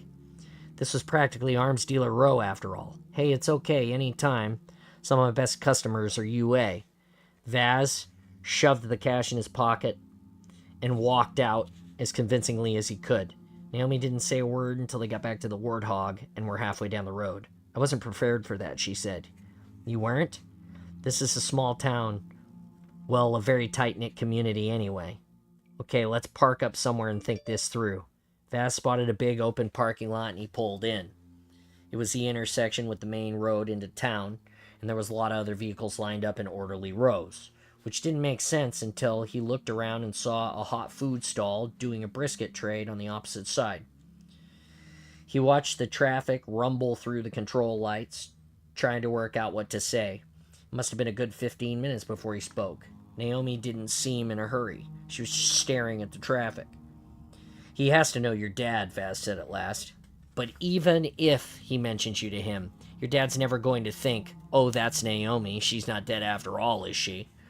Maybe you were right, and I am too conspicuous for this mission. She stopped abruptly. Vaz felt bad for her yet again, and wondered where the hell it was all going to end. Then he realized he was staring at a truck waiting at the light, a small delivery van. She reached into her pocket and slid out her data pad, raised it carefully, and recorded the lights. Changing to green, and the truck moved off. Naomi looked at the data pad, then held it to Vaz. Who's that? She asked. It's him, isn't it? Vaz didn't have to enlarge the image much. Stefan Senska was a really distinctive guy from any angle. Oh God, well at least he's back. We know where he is. He was driving the truck. And there was a Kigyar sitting next to him. One of the skirmisher bastards with black, crow, shiny feathers fanning out from his head. Better let Spencer know we spotted him, Vaz said. Mind if I send this? No, go ahead. That was all she said. It was the first time she'd seen her father in the flesh since she'd been snatched as a 6-year-old. But she just sat there, calm and silent. Vaz was willing to bet it was a different story inside of her head, though. She was in Spartan mode now, and nothing was going to get past that veneer. The image showed a scent. It'd be with Spencer now. Vaz waited for a response, debating whether to act like the locals and cross the road to get a snack. And he almost put his hand on Naomi's shoulder to let her know that he understood what a weird, terrible, unsettling day this had been for her. But before he had a chance to open the door and get out, his earpiece cracked. Vaz, I got the picture, Spencer said. It's him, isn't it? It is. Well, that's one less thing to worry about. No, it's not. Spencer paused. He always did when he was going to lob a grenade into the conversation. You don't know the buzzard with him, do you? It's Sav Fell. The name rang a bell, but Vaz struggled. Should we be worried? Christ almighty, yes, Spencer said. That's the bastard who took Pious Inquisitor.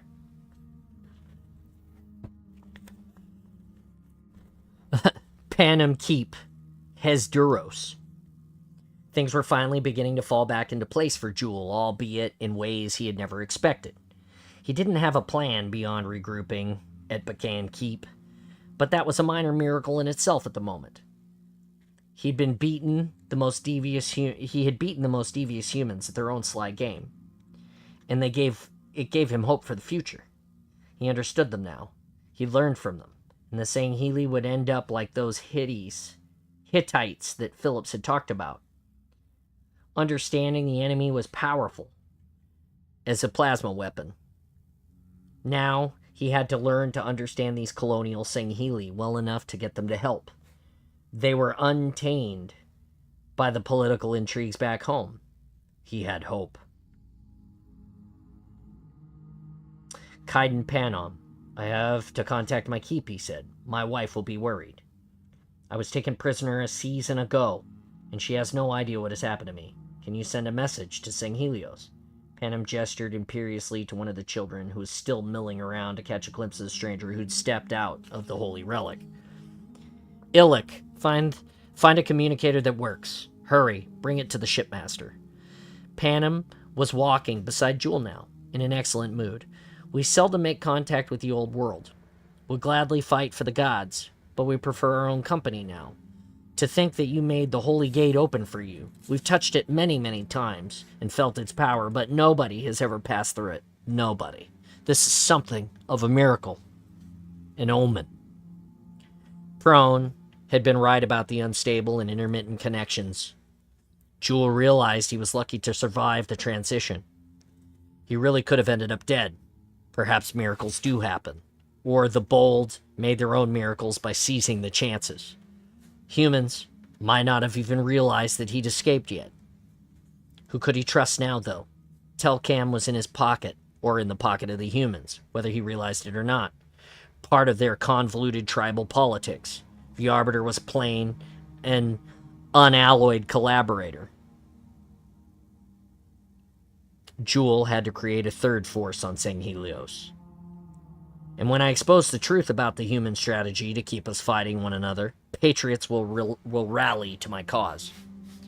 Panem took Jewel into the hall of his keep and sat him down at the long, battered table. By now, more warriors, females, and youngsters had come to stare at him. This cousin from the old world who knew the names of the gods and was allowed to use their sacred portals. Jewel felt like a charlatan, but he'd made no claims that weren't true. And he told the greatest truth of all, that the humans were the biggest threat to every Sangheli held dear. My only lie is that I don't believe in the gods, but that's between me and my mortal soul. Here, shipmaster, my lord. A young lad, barely old enough to begin weapons training, approached him, bearing the old communicator that was too large for his hands. This one works. Is it all right? It's perfect, Jewel said. Thank you. Everything would be fine now. He'd make it that way. He activated the code for his keep and waited. He didn't expect to be answered immediately, but the length of the delay worried him. Then Naxxon responded. Who calls us? Who is this? Uncle, this is Jewel. Naxxon sucked in a breath. Jewel, where have you been? Where are you? I was taken prisoner by the humans, but I have escaped. I'm on a colony world now. I'll explain it all to you. But first I must speak to Ray. Find her for me. The link went quiet, but Naxxon was still there. Jewel could hear his breathing. Naxxon, I must talk to her. Naxxon still didn't speak. Had the link failed? No, that rasping breath was still there. Can you hear me, Naxxon? I have to talk with you, Jewel. Naxxon sounded hoarse. This is difficult. He expected Naxxon to remonstrate? I believe this is demonstrate, but I'm not sure. I'm going to read the sentence and come back to it. It's Remonstrate. I have no idea. He expected Naxxon to remonstrate with him, or at least ask him more questions. But there was clearly something wrong. Naxxon, where's Rhea? You must be calm, Jewel. You must find your strength. Where's my wife? Naxxon inhaled for a long, slow breath. It pains me to say this, but Rhea is dead. And so is Force. Jewel felt his entire body freeze. For a moment, he couldn't even move his jaws. He wasn't even certain that they'd heard correctly. This is impossible, he managed at last. I don't believe you. It's true. They went to join Telcam. Many of the forces were killed when the new human warship intervened and saved the Arbiter's worthless carcass. This is hard to say, Jewel, but Rhea was among them. We have heard talk that even a Kigyar tried to save the ship but failed. Jewel tried to make sense of the words. Ray lived in the keep. She stayed in the keep. She didn't leave it, and she didn't go to war. He repeated those words in his head several times before the full meaning began to solidify and sink into his chest, dragging his heart into the ground. The humans killed her, he said. The humans destroyed Rhea's ship. It could have been the Arbiter's forces, Jewel. No, it was the humans. Whether they fired the missiles or not, they had fought the Arbiter's battle for him, and it was all their doing. Part of their filthy game to set Sangheli against Sangheli. The humans killed my wife. They tried to kill me. They'll try to kill all of us. But most of all, they killed Rhea. Jewel found it hard to breathe, let alone think. Why, he asked. Why did she go with Force? She was searching you out, Jewel. Those words stabbed him deeply. He really couldn't speak now. He stood there with his head resting on his hand, unable to move. Had he caused this? Had she died because he hadn't been enough of a warrior to resist the capture? No, he couldn't blame himself. The humans were the root cause of all of this, the source of the evil in his life now. Jewel, are you still there? He couldn't reply. He'd get back in touch with Naxon much later, when he'd hauled himself far enough out of his paralysis to do what he'd always known to do. It wasn't political now or philosophical or even an act of patriotism. Although each was a good reason. It was personal now. The humans had killed his wife, Rhea. He didn't know quite how it all happened, but that did not matter. They would pay for every last one of them. Jewel shut down the communicator and stared at the surface of the table. Panem sat opposite of him and peered into his face. "What's wrong, shipmaster?" Jewel could hardly form the words. "My wife is dead," he said. "She died because the humans came to protect the Arbiter. The humans, they killed her." The elder lowered his voice, all calm. "Certainly. Then you must have your vengeance before St. Helios has its own." "I shall. If only there was an avenging god who could come and erase humanity from this galaxy.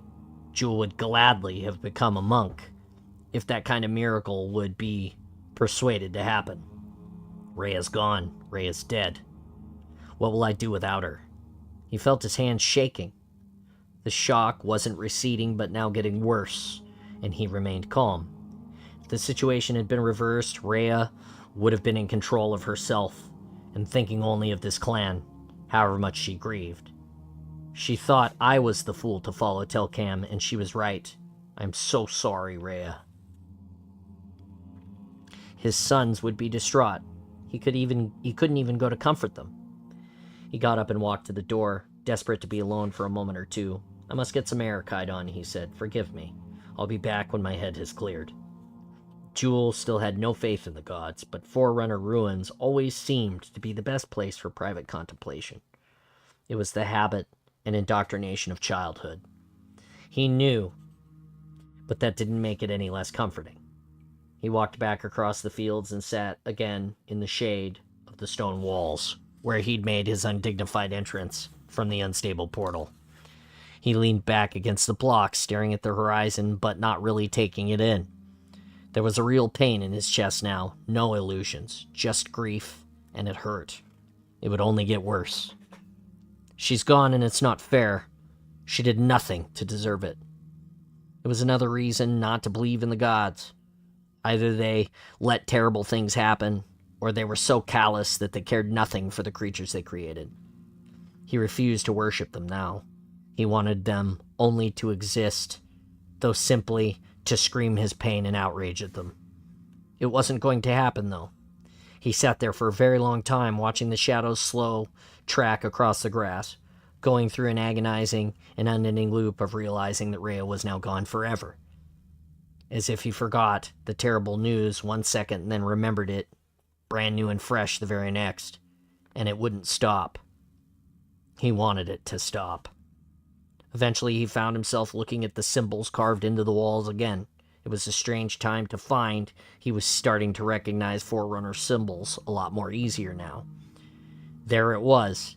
There was the symbol for Didact, just like the one on his belt. And there was the symbol for Requiem. He spent a few minutes trying to match the symbols scratched into the leather in the carvings of the stone.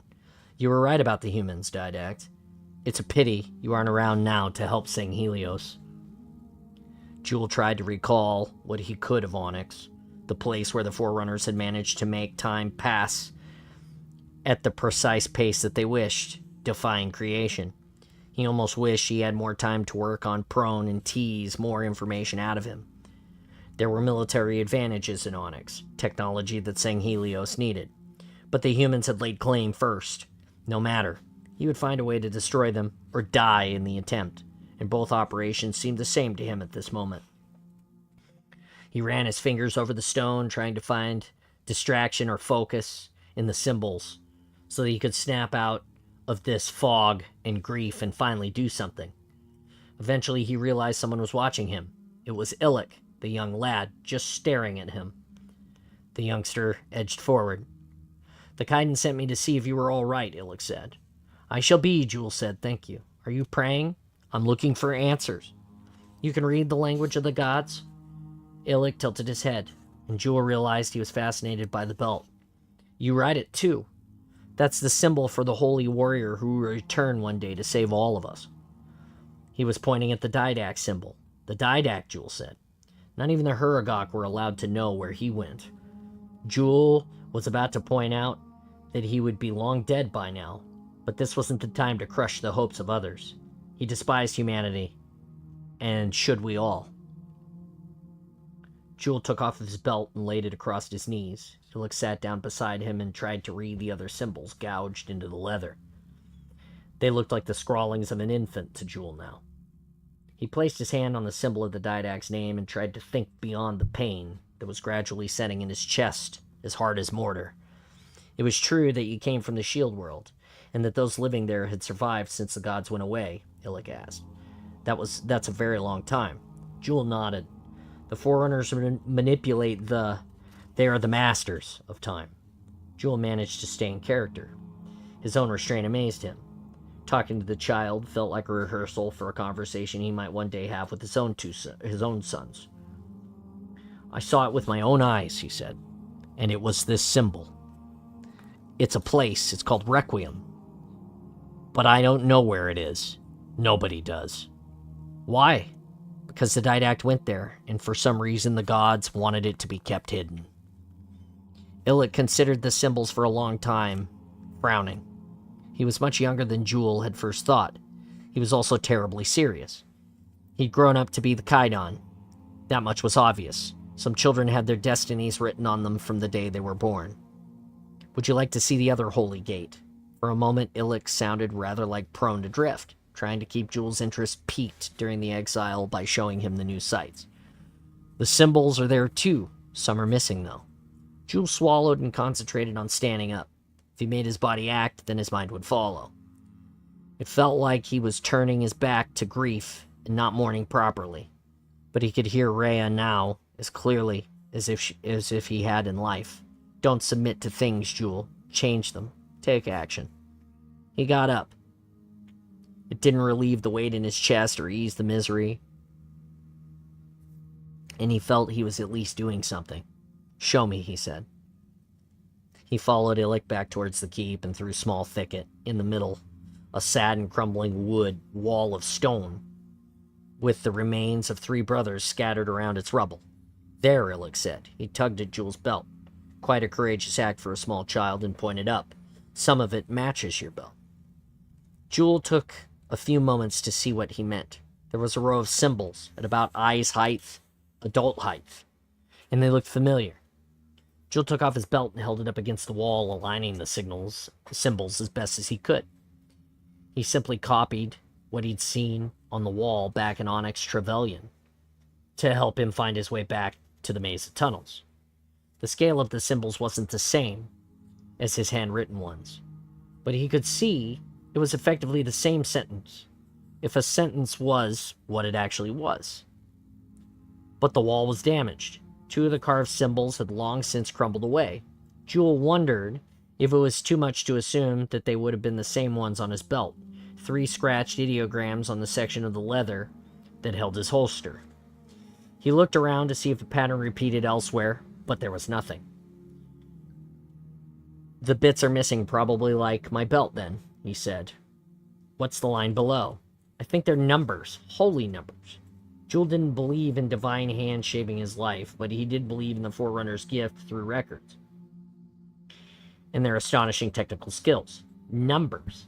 What if this was a set of coordinates like the engraved stones on Onyx? Jewel held his belt against the wall again and slid it from side to side to realign the symbols. Didact, yes, that matched. Requiem, yes, that matched too. One line below that, though, none of the symbols looked familiar at all. New data. Or just my ignorance, but new data. They said the eye could recognize patterns even if the brain didn't understand them. That it could see tiny differences in pictures and symbols, even if they made no sense in words. And recall them. His stomach nodded. This was insane. It was grief fooling him, making him clutch at stupid, superstitious ideas rather than face the reality of what was actually happening to him. Illick, Jules said.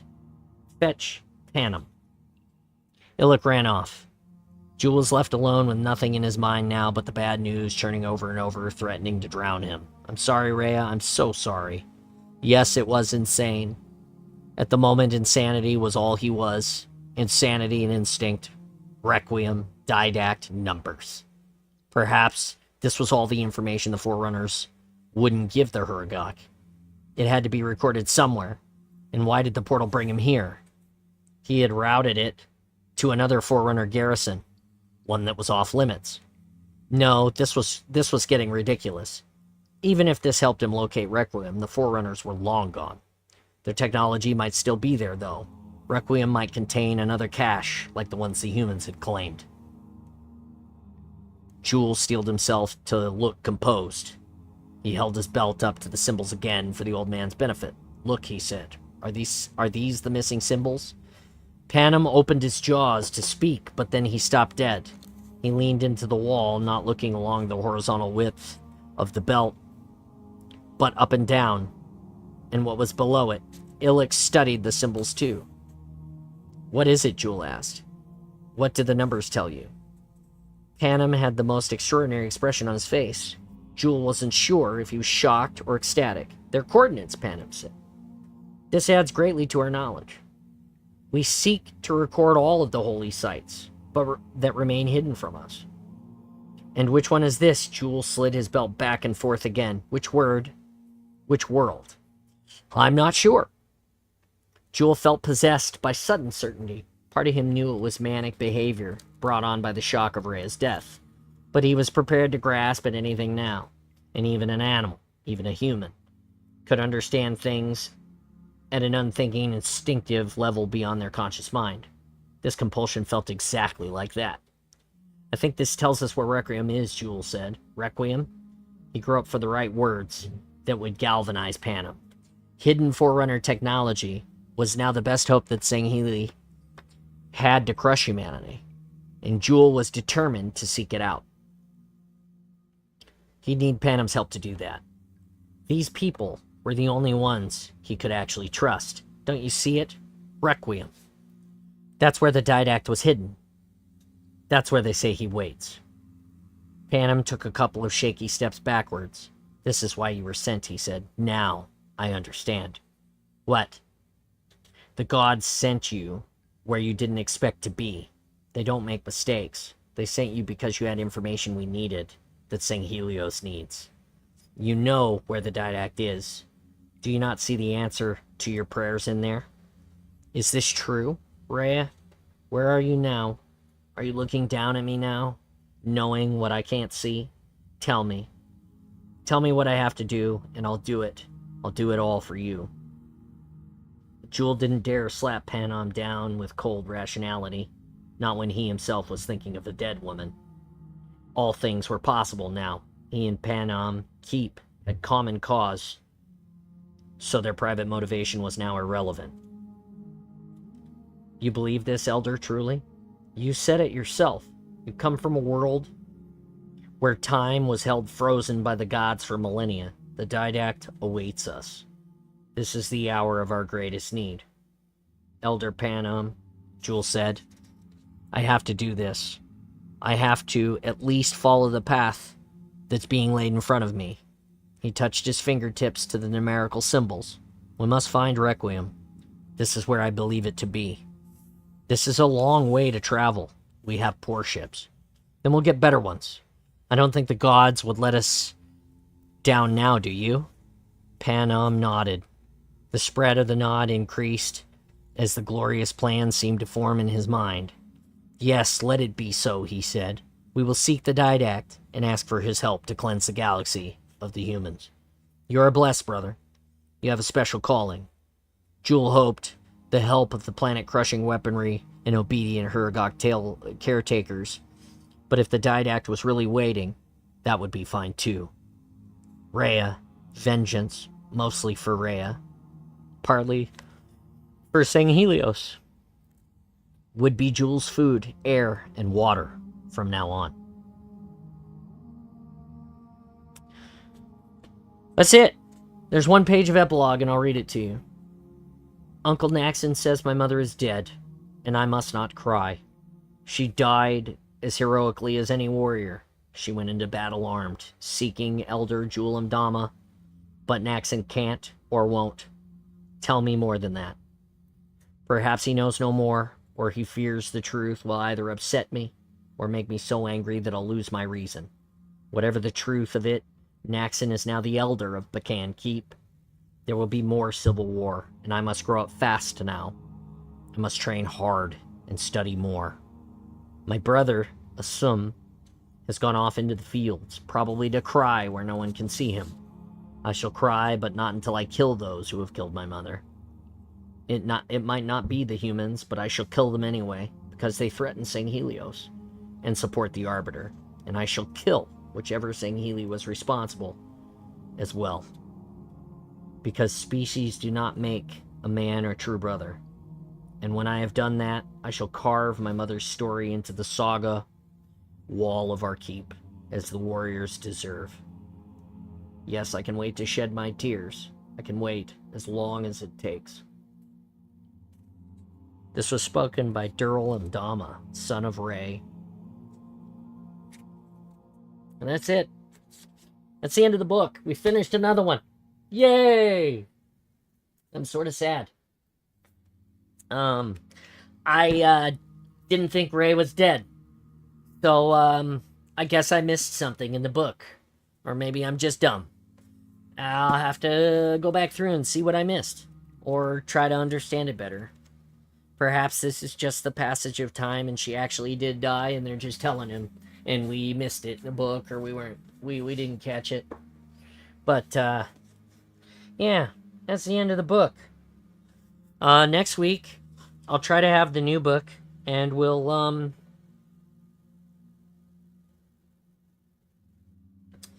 next week I'll try to have the new book here, and we'll keep going. The next book is, Moral Dictata, I guess, from, Karen Travis. And then after that, we get, the Forerunner Saga. No drink, you drink. According to an installation at Uwu, the Forerunner Saga is the next place that we will run after we finish this group of books. We got one more left. Thank you to Ambient Wonders for providing us with the sounds in the back.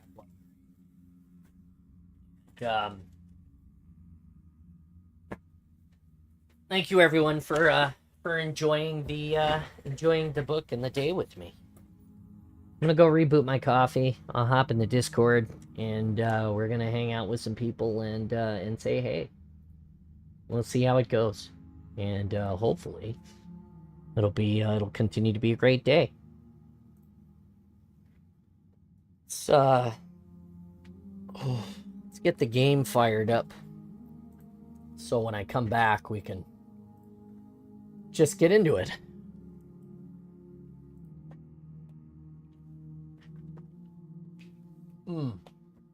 See what we missed. Dreams of a Good Man been back on Battlefront 2 a lot recently. The hype really came back. Yeah, that's fair. Drink something. Spartan flopping into an armchair would very much break it. Well, remember, she's not in her armor. She's just herself in her humanness. So although she may weigh a little more, it's possible that she could flop down into that chair and not entirely break it. I mean, there are people that are hundreds of pounds that sit in chairs every day and do all right. So maybe, just a thought. Thanks, Scott, for stopping by and listening to me read for a little bit. As always, that's this is our Thursdays, and we really do enjoy them. All right, the game sound is firing up. I'm gonna go and reboot my coffee. I'll return in just a minute. I'm going to try to get a snack because I think one of my problems yesterday was I went snackless so long that by the time I ate, it sort of made me sick. And that's why I think I had a bad night. I'm going to go and do that. I'm going to be right back with a cup of coffee. Just sit tight and give me 1 sec. Thanks for being awesome with me, all of you. Can't do it without you. Not even a little bit. Not even a lot.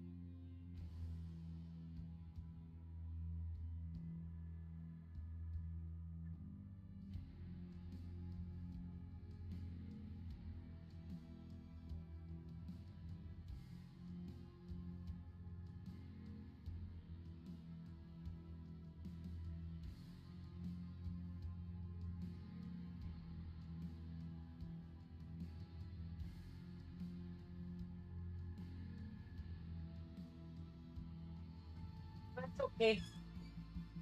Good job, Gibbs. Good job. I have returned. Yes, John was refueling. That's correct. Hi, hey, Kevin, how you doing, buddy? The book ended early. We got like an extra amount of boost today and finished the story early. I would guess that was the way that goes. So it's a cool day. Cool day.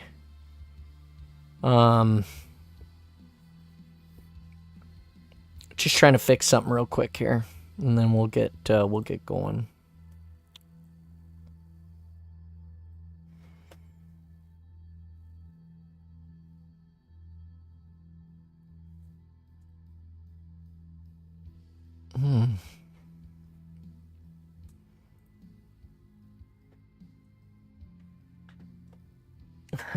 How are you guys today? How are you guys doing? Did you enjoy the reading? Did you enjoy the end of the book? Did I do a good job today? I always look for, some good feedback from you guys. You guys are my people. What am I doing here? I need to go like this. No, that's not what I needed. Okay, here we go. This is what I want to do. Perfect. Got it. Copy. And I need to go back to my studio. And then I need to go to my content that I'm creating. And I need to click on this one. I have to change the name of my stream today because I didn't title it correctly. I just realized that. Tired today, your reading was nice. I mean, this is a compliment, but your reading voice almost lulled me to sleep. I guess that's a good thing that you got to enjoy the book and you didn't fall asleep. Sorry,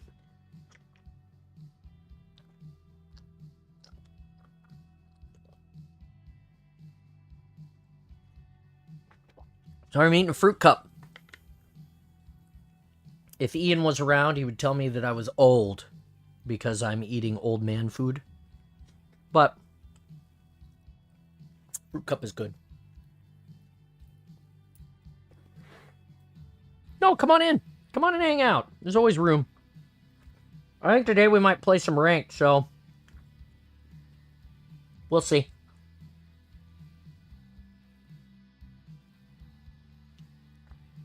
Hey, Kevin. Yo. Did you enjoy the story this morning? Yep. Listening in as I was playing some FFA. Nice.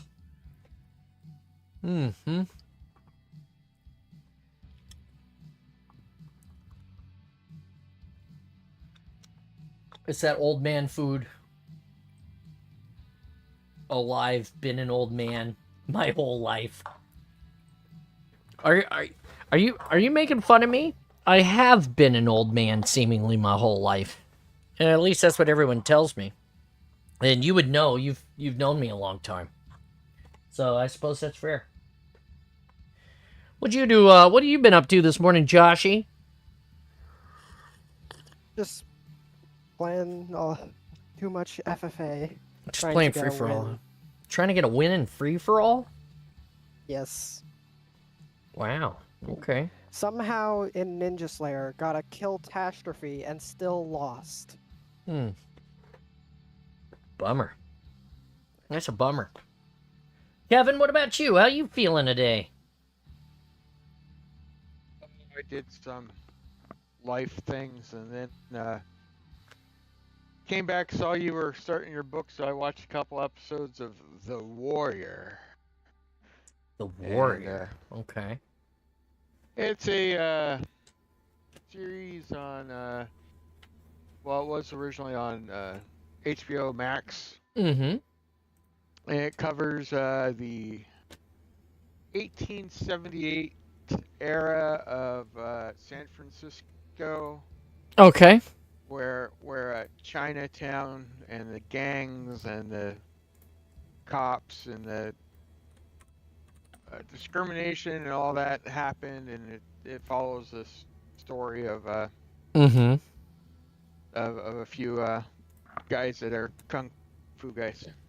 Oh, okay. And you're enjoying it so far? Yeah, it's really well done. Okay. It looks like it has 3 seasons, and the episodes are entertaining enough. You just like forget you're even what episode you're on. You're just wanting to continue on, and oh, Okay. Well, that's really cool. That is super duper cool. it's very similar to I don't know if you've seen like Deadwood or anything like that. You know, it's real gritty, Yeah. real dark. Yeah. Okay. Yeah. My uncle was a big fan of that. I've seen bits and pieces of it. It wasn't something that I watched a ton of, but yeah, I'm familiar with the show. There was one show that I did want to watch. It's got robots. It's about robots. It's got robots in it. Everybody's in it too, and I haven't seen it. Westworld. That's the one. I was thinking about watching that one. Westworld is decent. Yeah. Did you like it? Did you not like it? Yeah, I liked it. It's different than what the original Westworld was, but it makes more sense. Right, because the original one was just a movie, right? Yeah, a series of movies. Um, they this one was the series was pretty good. It has a lot of messed up things in it, which it would happen, and it's one of those ones. It's reality bending. Okay. I think how you would want to put it, Okay. because you can. It has to do with a lot of the artificial world and artificial beings, and are you artificial? Are you stuck in a simulation Mm, type of robot right. arm things? Robot arm things. Okay. But you should watch The Expanse before Westworld. Really? Okay. Yeah, The Expanse is far better. If Expanse is better. Well, I suppose that's fair. It's definitely something we're looking at. We're, talking about it. Trying to find our new show. I'm gonna let baseball end first, I think. The Expanse is more Halo-ish, though it's not Halo. Gotcha. Okay. Well, that's cool. I'm excited about it. I will take it under advisement.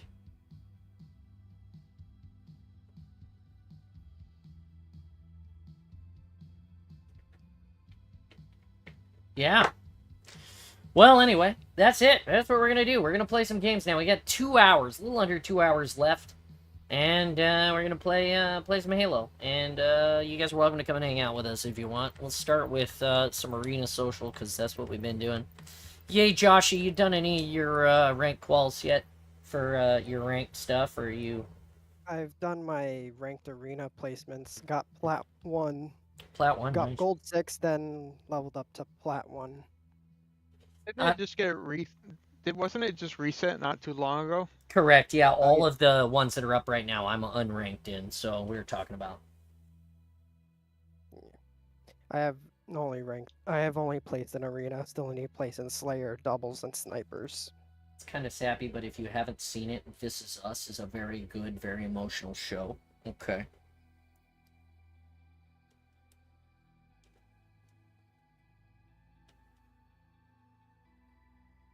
Well, we'll play some of this. We'll warm up. We'll see what we can't find. Hopefully Jimmy will come in here soon. I haven't seen him today. No good mornings or nothing. Where you at, Jimmy? Anyway.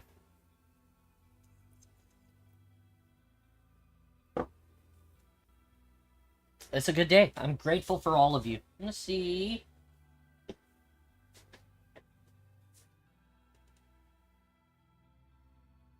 You're looking at the chair back because I'm a butthead and I spun the wrong way.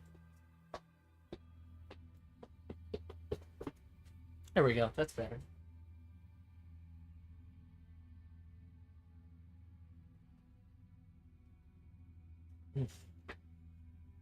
My PC is blowing out hot air. My AC is blowing out cold air. It's quite a mix of air blowing around in here. Urgent call on the sex line, I'm sure.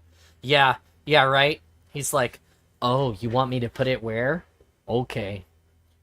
I'm gonna slowly stick my finger in your ear after I lubricate it with my mouth first. And then I'm going to slowly spin it like this. And it's gonna make some squishy, gooey sounds inside of your ear, of course, because, you know, it's gotta be PC. Thank you for calling the sex line, where all we give out is what do you call those? Wet willies. That's it. Wet willies.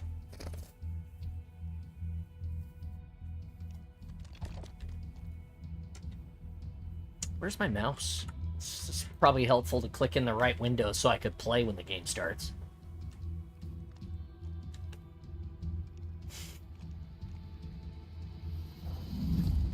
Ooh, rockets. We could start with rockets. How nice. Escalation. Yep, Escalation Slayer. I'm at the donut.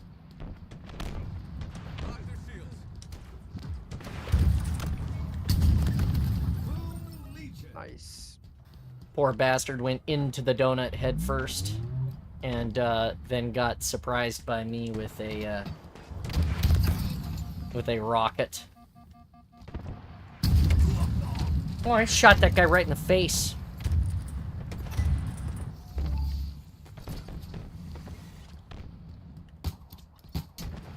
And then I flew across the map with a hammer! I didn't get anybody, though. Got that guy, though.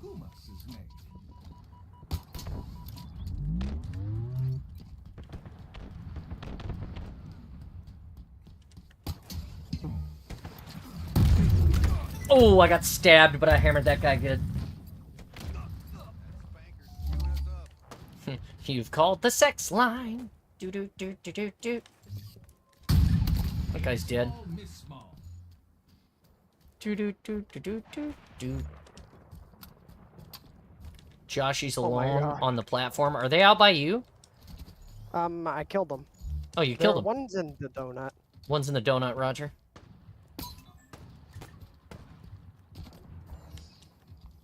And two's in the donut.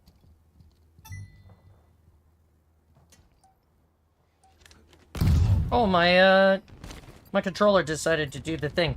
I have a new cord for this controller, so it won't do the thing anymore. As soon as I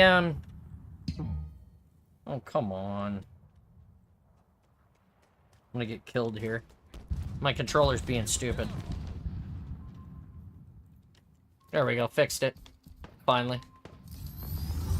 I got a brand new cord for this. I ordered it on Amazon. I forgot to switch it out. It came yesterday. So my controller will stop randomly disconnecting in the middle of matches. That'll be nice. No eyes. No eyes at Sanctuary platform. I'm in the donut. I got one above me.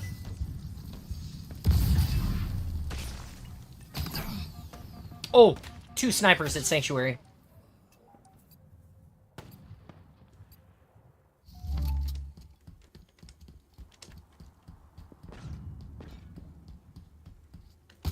You home again today, Nikki, or you, did you go back to work today? You got one behind you, Joshy. Okay. Got him. Good job, buddy. I'm at work today. Oh, what a bummer. needles know where you Feels bad, buddy.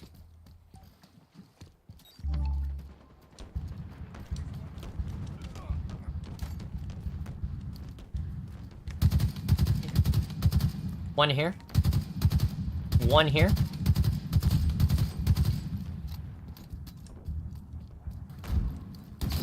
Oh, shit. One guy bent me with a Ravager? How did he still have a Ravager when everybody else had already gone to the next... Why do I feel like that guy had the wrong gun? Still.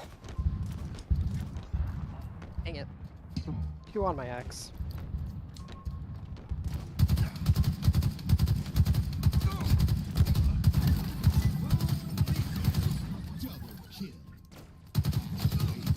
Ooh, I can't believe I didn't hose that guy too.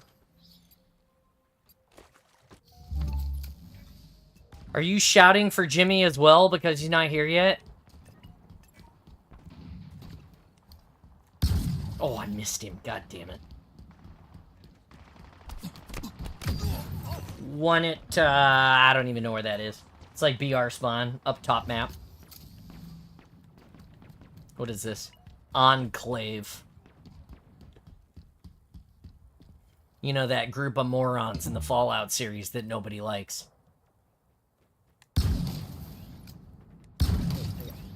How is that guy... Fuck you, you dirty... God damn it. Oh, sorry. My kids say that I say motherfucker the most, so I should start just saying that one on the stream all the time so that we know. Seems like my kids would be a lot more happier. Jimmy said he's at a color run for his son's elementary graduation. Oh, he's here. Good luck, have fun. It's a color run. What does that mean, even? Have fun. I miss you already.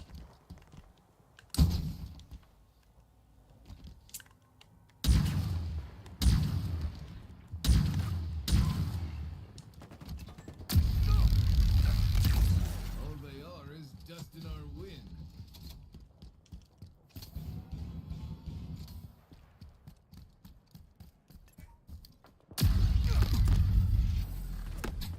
Hit 2 on me. 2, 2, 2. I'm running.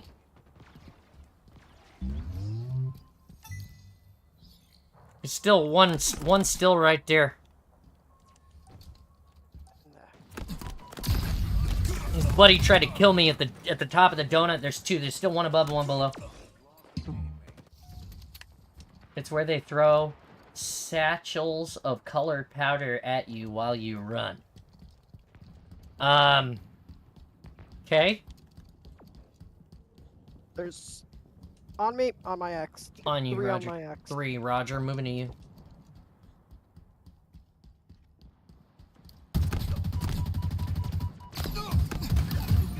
Don't push me, dickbag. You'll die every time.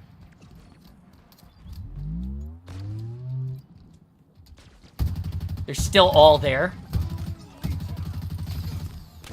I'm still 2 there, still. If you like it's like a marathon met a weird sober rave. Okay. There's still 3 there, 2 no shields. Nearing victory.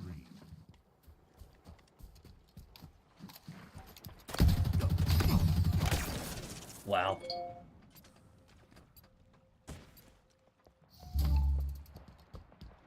I'm down.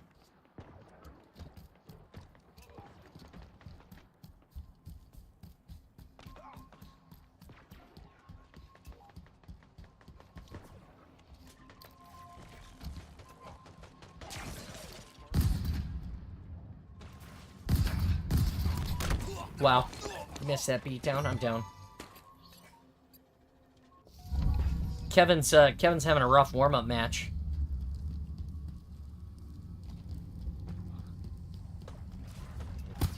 Next stop, obfuscation station. Nice.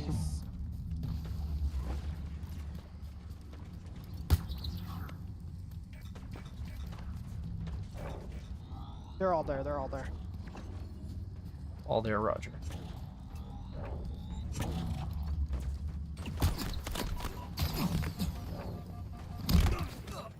Two in the smoke at the top of the plat.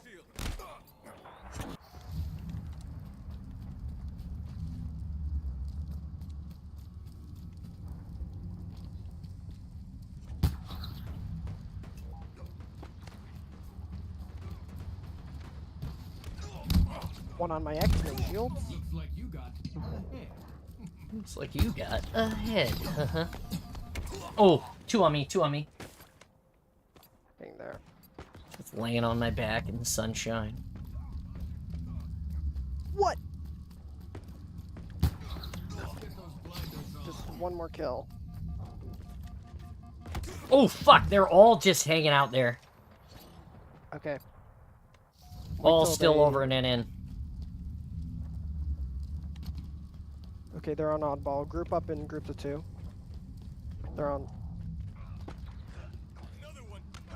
Jesus, Got it. they're all at the top of Let's the... go. I'm like running over, and you guys are all at the top of that rock, just like battling each other with skulls. Like, yeah! At least we win.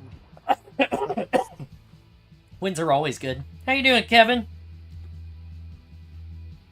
Doing. Just doing. You get your donating done this week? That's later today. Later today. Okay. Moved to the afternoons, huh? Lead me dry. Alright, Kevin, it's gonna get hard. It's gonna get hard. No, we need one more person before we switch to ranked. I won't do it without a full squad, because I hate it.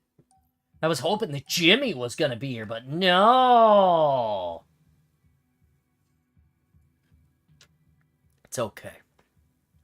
Hey, I'm a Lance Corporal and Onyx. Oh, shit!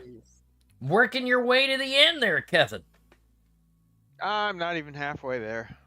Yeah, I know. You gotta get to Lieutenant, I think. Onyx Lieutenant is halfway. I think That's it's ridiculous. so ridiculous. They really should just hook up a tap to Kevin. Oh, yeah, just, like, stab him with, like, stab him in his, like, side with, like, like, something that they can just, like, quick connect, like, a faucet onto, and they can just drain him out.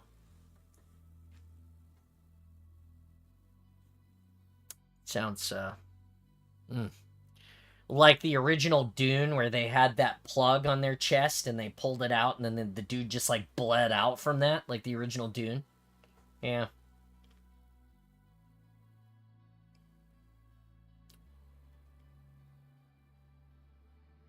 I guess I accidentally queued us for Action Sack. Sorry. That was... I have no idea how that happened, but at least it'll be fun. I was like, why is there a giant halo here that we're filling with? Hey, I'm the shooter. Round one. Oh no. New threat. Oh, get ready to die, you bastards. Shh. It's Halo Collector up in front. Ah! No! Fire and Bro! Damn it. Bastard. I am so good at this mode, actually. I don't get to play it much, but I absolutely love it. That guy's dead.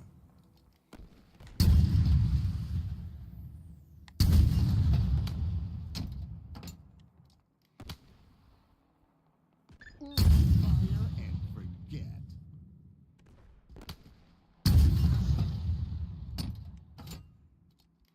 What was that? That was way too far.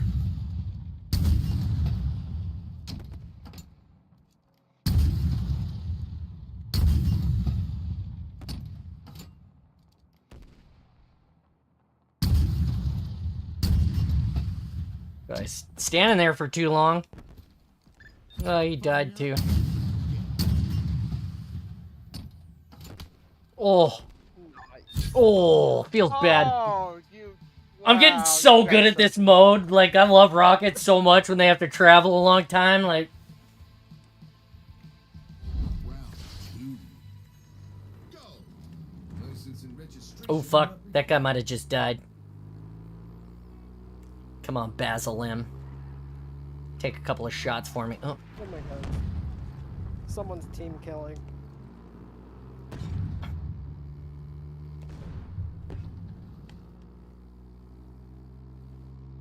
I just had Basil him, like, try to fucking hide in the corner and shit, stop in the middle of some shit and, like, stop us, and I was like, I just hit him in the side and was like, nah, bro. Oh, no, no, no!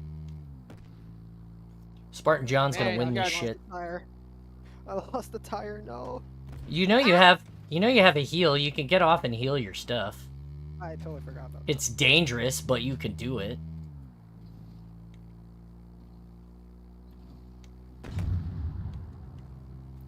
Dude can't get me. I'm too good. Whoops. Whoops. No, no, no, no. No, no, no, no, no. Nay, nay, nay. Oh, yeah, he's way out ahead of me. Poor guy. You ain't gonna get me, and I'm gonna get you. Because you suck. Ha ha! I win. Finish the fight. Sorry, buddy. Boom! Nice. There's a double win. Double win! Yeah! I should have jumped off so that they couldn't, you know.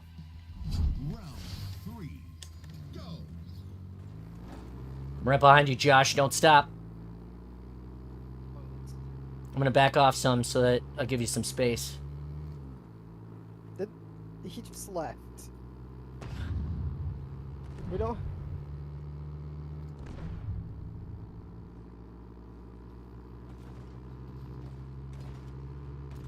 Holy fuck balls, what the? Deadpool is not You real. knocked me off. Oh, I'm so sorry, Kevin.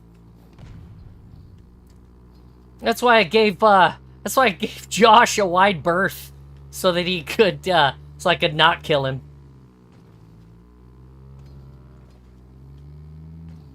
Oh, Josh is gonna win. Nobody shoot. Did the shooter die or quit or what?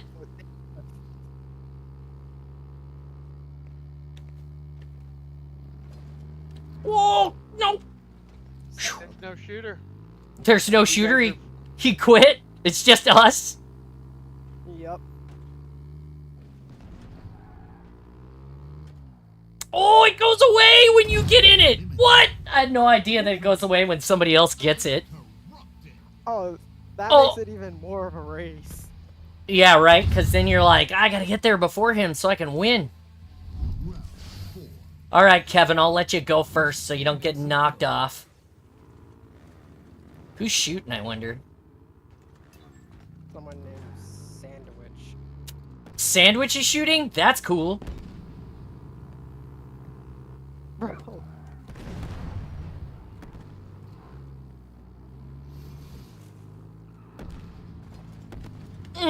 Goddamn idiots. I hate it when stupid people just stop in the middle for no reason. Oh, it's Sandwich Cheeto. Sandwich Cheeto. I just ran over the guy. You ran over a guy? Nice. Did you live? Yeah. We're watching Kevin. Kevin's not alive anymore. No, he got me. Kevin unalived himself. No. Tell me when he fires.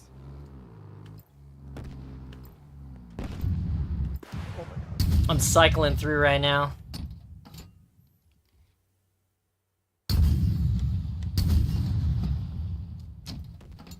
Oh my gosh. He's not leading you enough. That one's gonna hit you. No, no, it won't. Oh, yeah, it did. Damn. Nope, that guy's gonna win. He ain't gonna get a chance. No chance. Nice. It's over there, dude. He's like standing around like, what's gonna happen?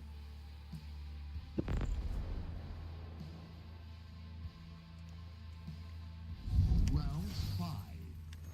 Go. License and registration not required.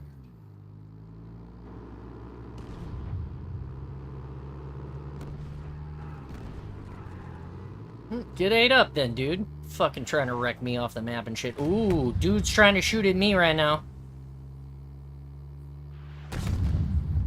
Whoop, and you, apparently. Damn it. Oh my gosh. That was way too close. No, no, no, no, no, no. Why did it just say the announcer just said Oh, bullshit! Beazalem survived? What? Beazalem just knocked somebody off the map because he reversed into a dude.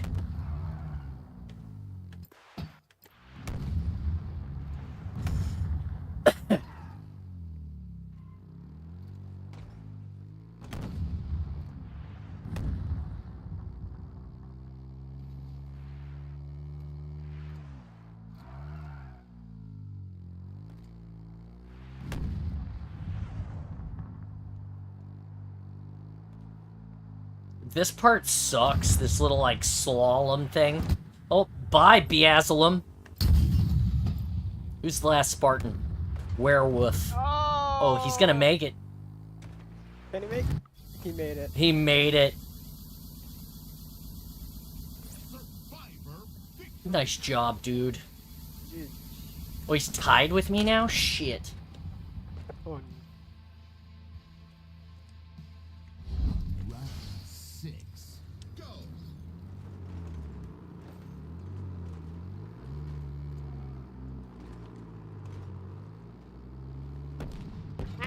oh my gosh! Oh, Josh is dead already.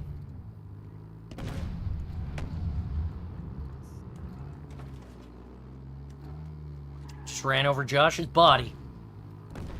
Who's in front right now? Not sure.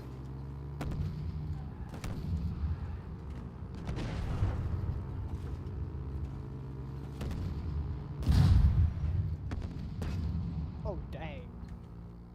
That guy just get hosed? Yep. Oh, so did I, though.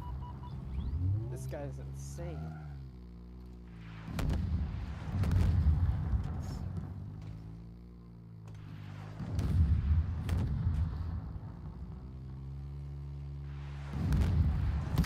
Oh, wow, what a shot, bro. I'm dead. What a shot. Oh, darn it. Kevin's gonna make it. Oh, no, Kevin died. No. Mega AC CF? Dude, What are I only had one job. wow. Ah. I only had one job, is what he says. Wow. Werewolf. How did Werewolf beat me? I won 2 rounds. How did I lose? I don't know.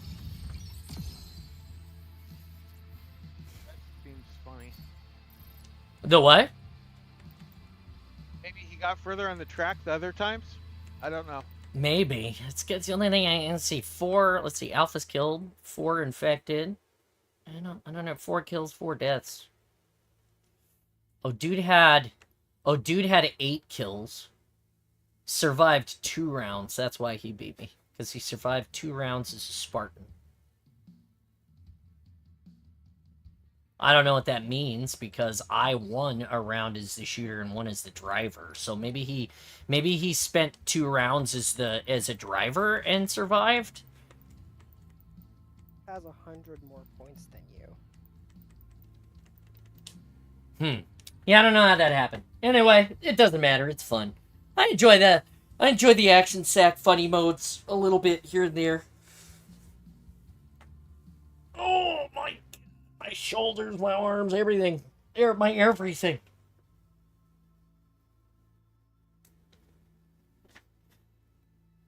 Color run, huh?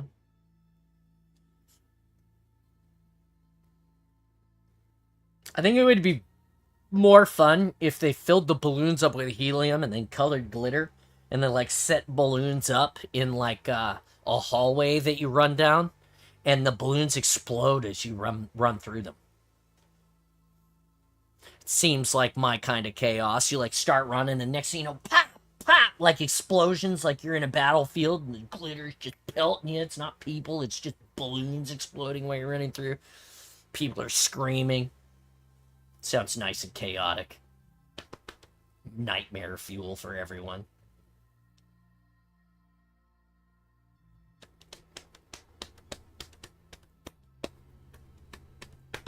What are you doing tonight, Kevin? After the awesome, besides going and being deflated some.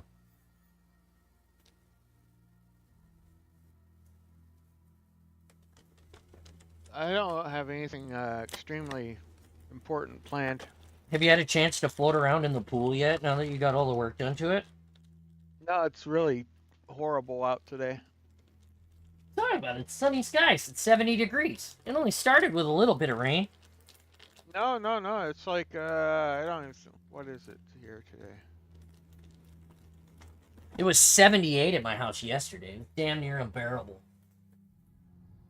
It's 62 and cloudy here today. Oh. Seems like a perfect time to go jump in the pool. We gotta get you that captain's floaty chair, Kevin. You sit in it and your legs dangle out of the bottom and you sit in it and you look like the captain of the Enterprise while you're floating in it. I have not seen that. You haven't seen the Captain Kirk inflatable Enterprise chair?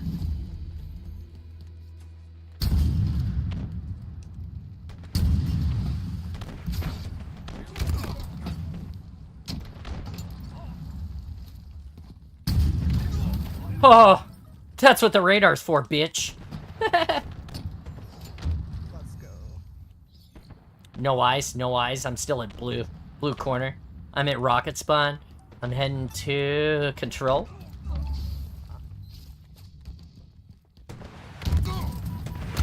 We still have rockets, and I got killed by them.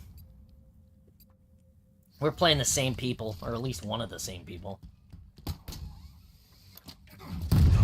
Oh, you are so much better than them. Whiplash. Look at that hook shot. Dang it. Oh, and then they changed me right into the goddamn sniper when I was just getting ready to hammer that guy. What a letdown. One behind you. Apparently can't hit my shot with this right now.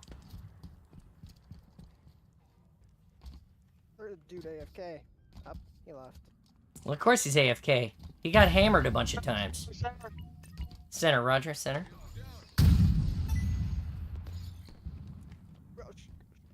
One here. He's coming up to you, Josh. Yep, there's someone on me at the moment. They have snipers now, so doesn't really matter. On my X, Left shield. two. There, a lot of them dropped. A lot of them dropped, just quit. Yep. Dang. How did? Well, thanks for the kill. Thanks for killing him there. I don't know how he didn't die. I like point blank hosed him with this Ravager, and it like went between his legs and caught the ground on fire, and then he smoked me. Very confusing. Stop on my X, no shields.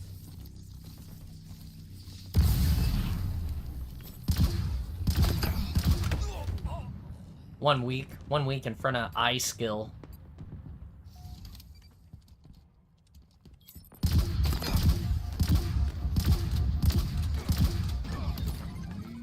Can't get me twice with that shit, Mikey. Oh my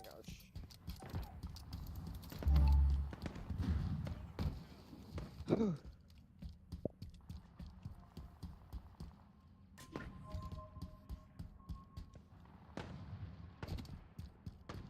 In the words of Foam Forge Cosplay. You wrecked, idiot!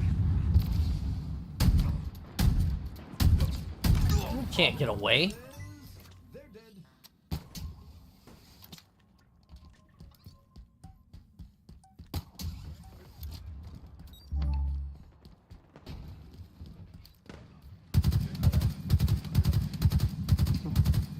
One here.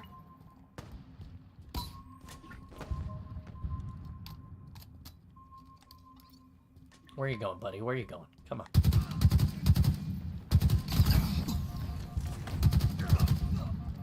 Dang it, on my X, no shields. Oh, nice job, dude. Too bad you still died anyway. Still one here fighting with him.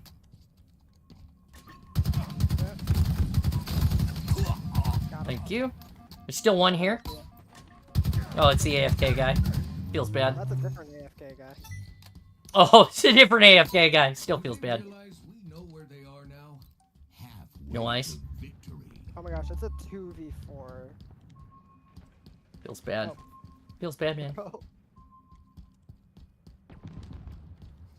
I didn't even realize they put a platform here to stand on. You got someone down here somewhere? No eyes? No eyes. Ooh, one shooting me from behind. One shooting me from behind. I see that.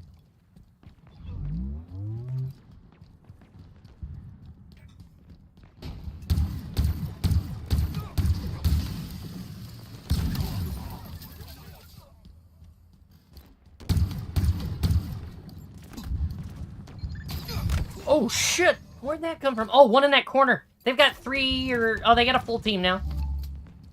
Finally.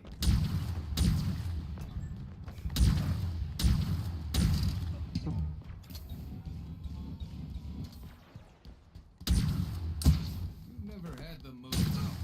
One on me, back corner. He's weak. He's dead.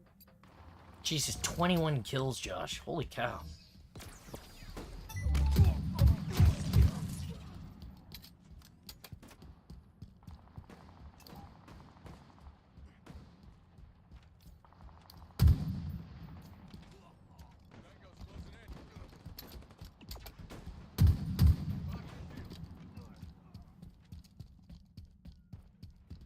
Why am I alive? Down there. To bring balance. That's why you're alive. To balance the equation.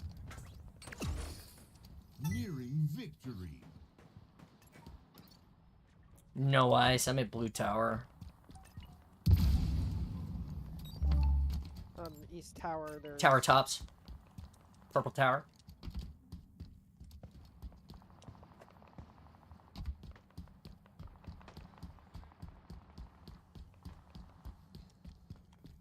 I am on a Quit- killing quitter- frenzy. Help. Quitter list is a mile long. Yeah, it is.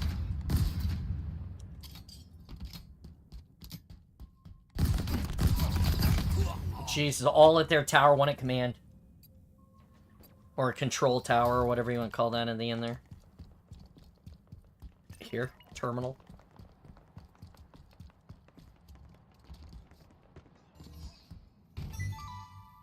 Dude, we're getting fucked up down here. We need men.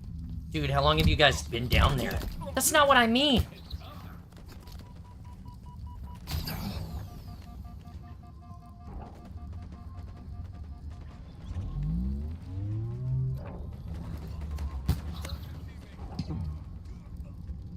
Dang it.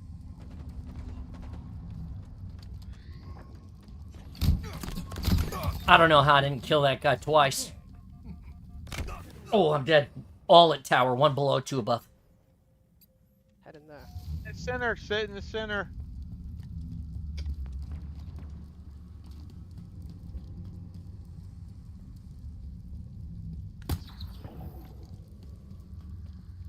Ice skill is trying to push alone. Oof. Wow. Shot the coil and killed me. Nice kill, dude.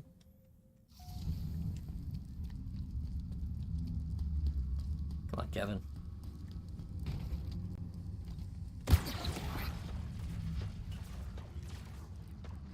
Two here. They're still all there. Yep, all there.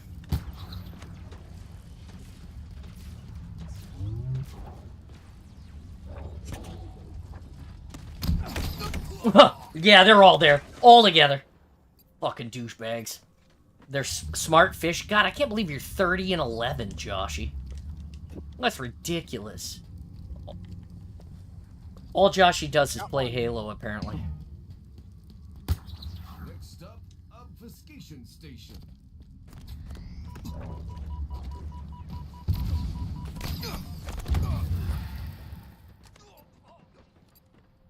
Feeding the bodies.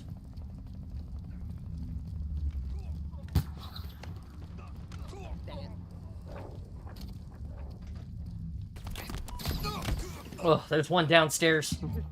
We just need one more kill. Come on. That's right, we just need one more. They're not on the oddball yet. They're still going to oddball, though. All four of them are on top of the tower.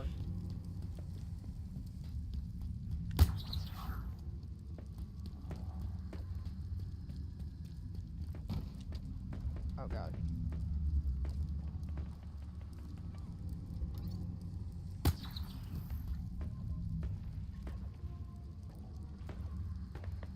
Shields are down.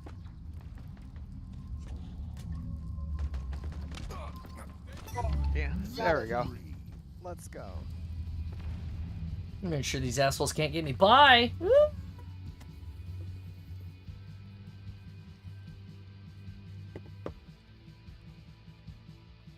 Oh! 51. 251 minutes into the awesome.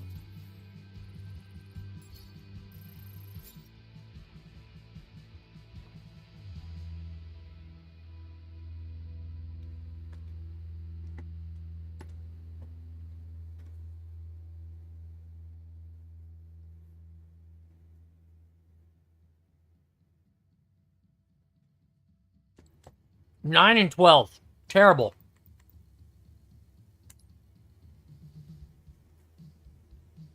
Here we go. I don't think we're going to get any help today.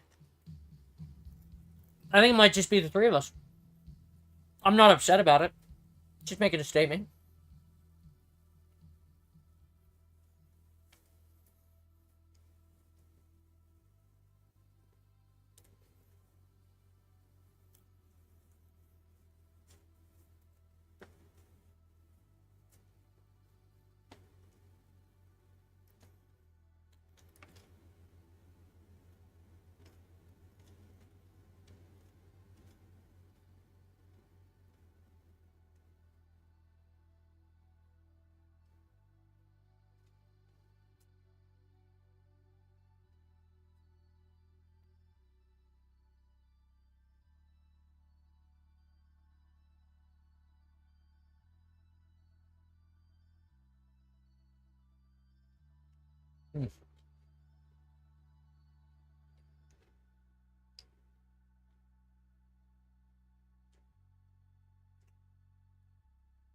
Here we go.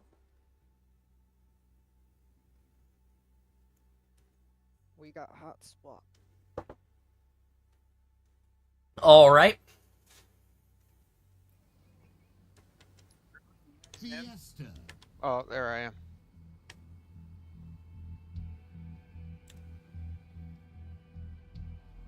Where's my cell phone this morning? Well, in my back pocket.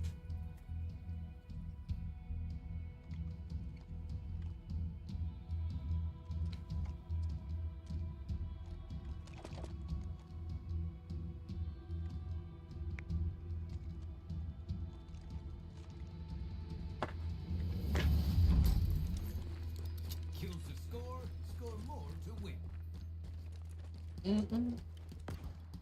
No eyes.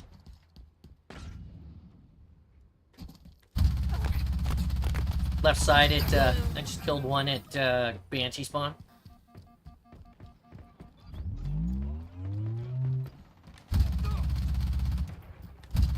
Prepare to drop. Nice job. Weapon drop. Ooh, snipers, let's go. No eyes. Ooh, somebody's got an eyes on me. Oh.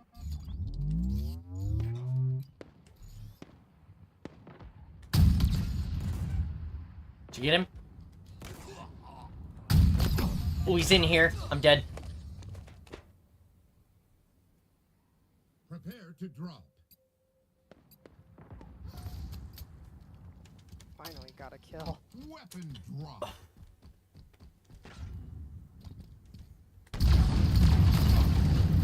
Wow, really? Alright.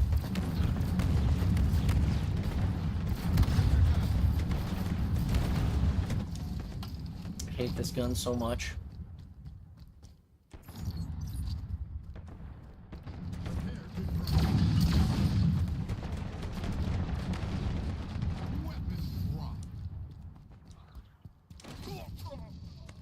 Oh, are you kidding me? Come on, catch up.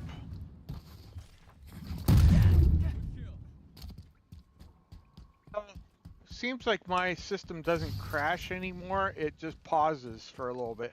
Oh. Okay. just freezes and then holds for a fraction of a second until you get it back. Weapon drop.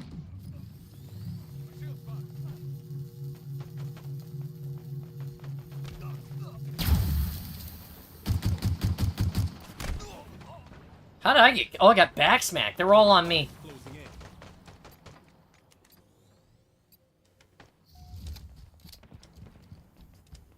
Spotted blue. On my X. Prepare to drop. Weapon drop.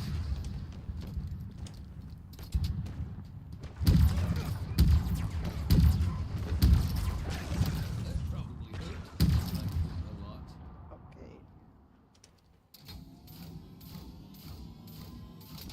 Amtrak 29 is chasing squirrels. I'm in the basement.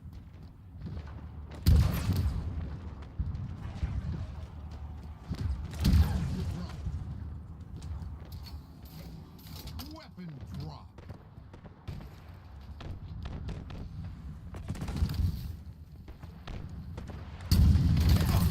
Sweet boom tubes of Jericho. Wow, I played that one smart and lucky. Oh, I'm dead. One on Are you me. kidding me? I saw him. Oh shit, how the hell did you get way up there? Ripples are down. Prepare to drop. Weapon drop.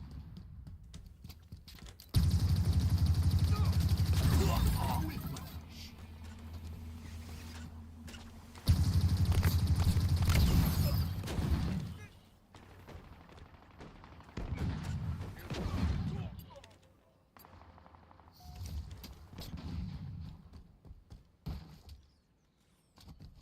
Prepare to drop. Critical says they're dead. Weapon drop. Two tower, one behind, I'm dead.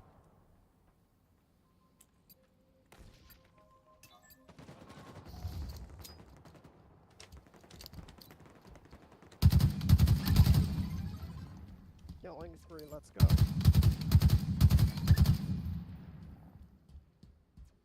Got one here. Pushing left. Prepare to drop. Is it batteries? Piston? One here. Drop. Dang it.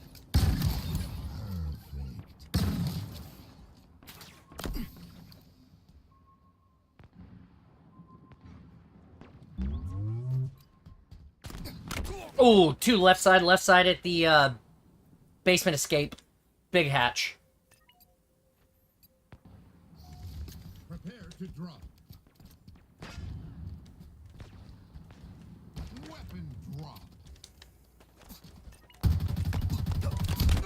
One on Max weak, pushing to Kevin.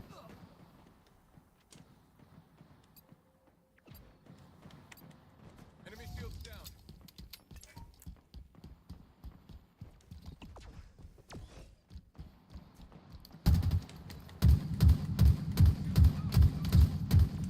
Enemy smart. Prepare to drop. Weapon drop. I'm dead. Two, one in the rocks up there behind me.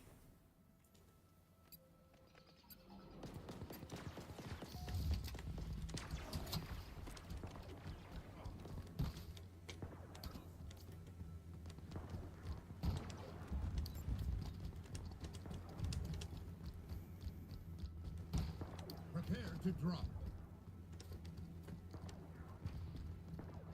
Weapon drop. Oddball. Coming to you guys. No eyes. Dang it. Oh fuck, there, Kevin. I'm going to the basement. The big basement. I'm right behind you. Amtrak is fighting alone. Oh my god, Prepare they're all to above drop. us.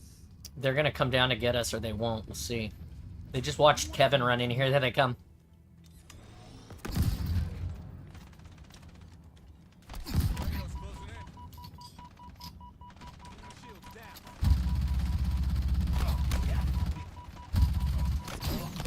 Fuck.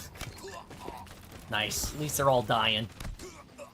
God There's one more there. He's out. Nice. I'm with Kevin. That was weird. My gun just literally fired for no reason. As soon as I spawned, it just shot. Like, I'm like, oh, okay.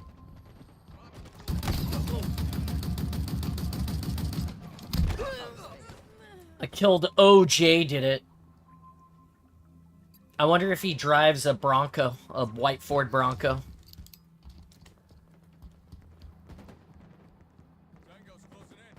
Prepare to drop. I don't know where I'm getting chipped from. I can't see him.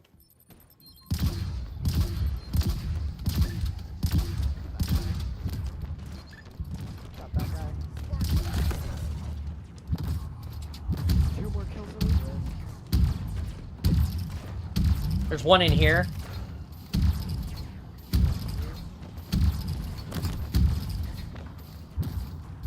Prepare to drop. Double kill, let's go. Jesus, you're so good, Josh. I'm like, wow. Tearing him up. What's up? He's tearing him up. Yeah, he is.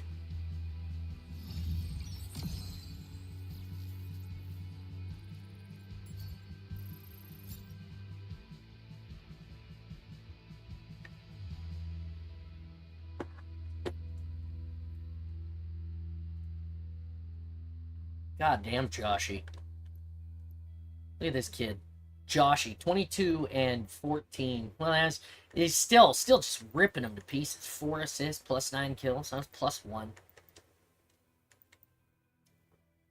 It's just too good. Top of the hour, here we go. Practice makes perfect. Is that what you were going to say? Practicing for the Halo tournament coming up. Which tournament are you playing in? The server tournament. Oh, the arena tournament. Yeah, yeah.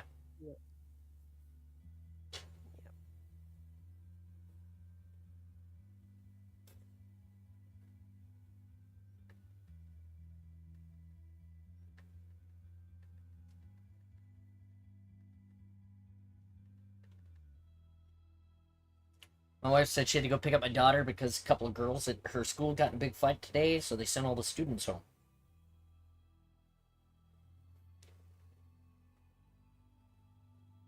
I'll be interested to hear about that story at the end of the day.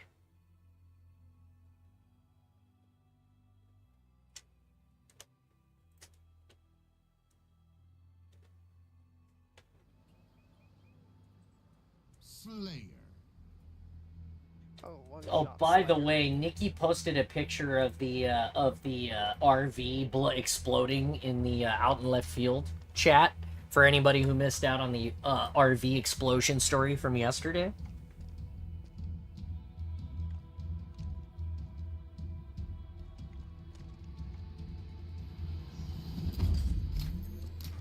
Old school simplicity. More kills, more better. All here. Yeah, I don't know how that guy killed me from all that ways away with one shot. Is it one shot, Slayer? That's why. I thought it was escalation again.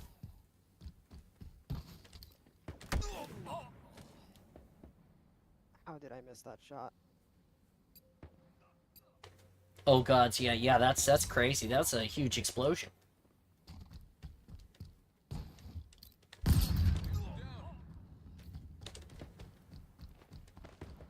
Requisition. Requisition. They're all on the other base now? Yep, all in the other tower. 2 just took pot shots at me and missed. Unfortunately, I took a pot shot at one of them and also missed. 2 in the basement. Me and his cousin are planning on building a new fence.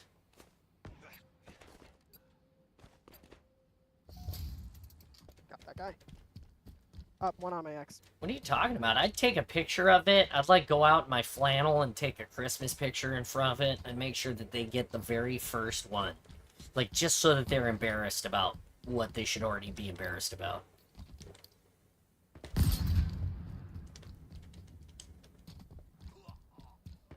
Requisition. Crazy Taco. Die! Die, crazy taco! That's what you get! We got possum my ass. chicken killed me. I swear, Halo players have the most random names possible. I mean, really? Mine's just normal. Requisition. I find just Gain the you could lead. find so many random ones. It's got like the possum chicken. A crazy taco is the enemy team leader.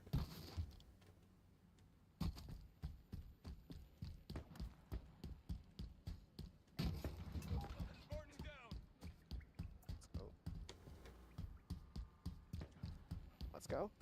I'm still waiting to run into the conquistador on online. Because you know somebody's got that name out there.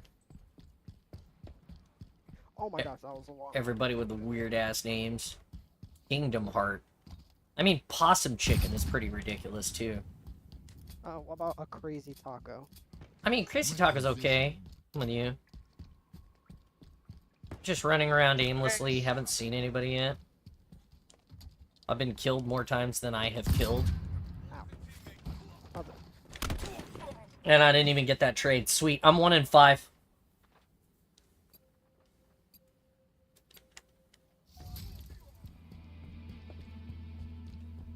Halfway. dang it. One's on red base. Stop. You are so much better than them.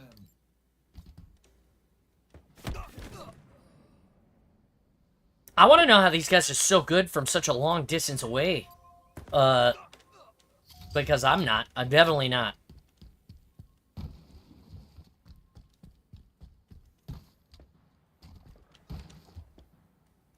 I missed that shot miserably.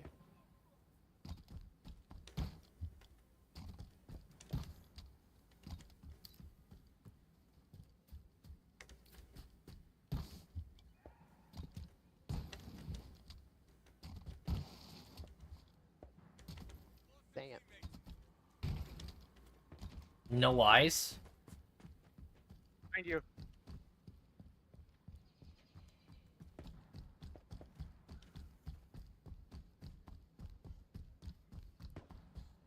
Oh my god. Oh, one on me. One on me. Ah, I missed it. Head into you. Let's go. Let's go.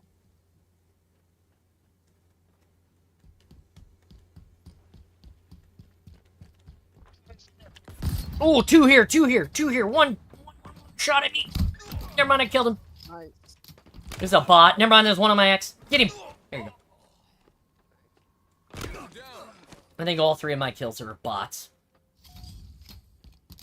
You should post a picture of the RV now that it's not burning, so that we can see. Nearing victory. On me. 2 on me. Oh, you are so much better than them.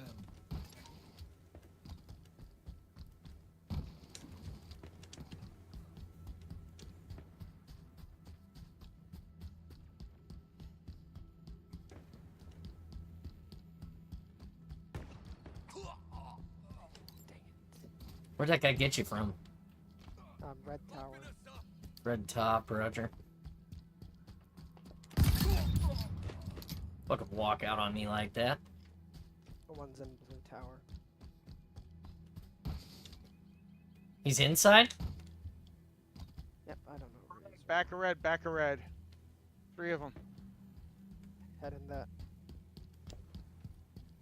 I'm in the basement. I can do that. It's mostly nothing now. Yeah. Well, it's enough that you want to block it with a fence.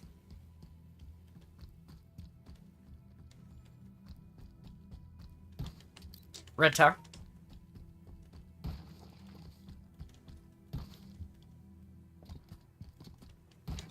Red base. Kill everyone. Bring back the flag. Center tunnel, center tunnel. Center tunnel, Roger. Got One him, here. got him. Going to top of blue base. 2 at top of blue base now. Requisition. One's on top of blue base. Victory. GG's! Oh, my 5 kills there. God, I was terrible. It's not normal that Spartan John carries, but here we are carrying. Hey, also, I want to say, we lost 2 followers today. We're down to 1523 from 1525. Whoever it is, all of you awesome people, go find them and fuck them up. Break their legs for leaving. That's bullshit. No, I'm just kidding. Bye, Felicia. That's all I gotta say about that. Fuck! I'm gonna go reboot my coffee, Kevin. Keep the fork down for a minute with Josh. Then we'll play some more. I'll be right back. That means I can run off for a minute.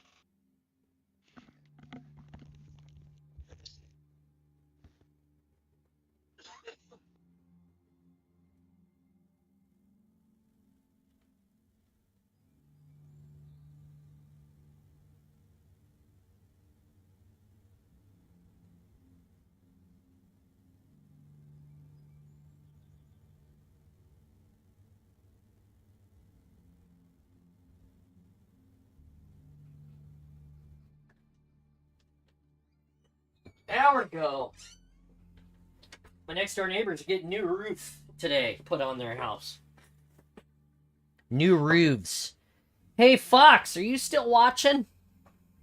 How are you today? We're waiting for Kevin. I'm gonna go to the CloudBot and do a thing that I forgot to do, that I was supposed to do for Fox last week, that I forgot to do. Commands. We need an add command. We need exclamation snacks. Oh, it'd be nice if you spelled snacks right. Snacks. Templates. Yeah, sure. What did I do with it? Oh, I apparently fucked it all up. Snacks. Snacks. Response. Make sure John eats.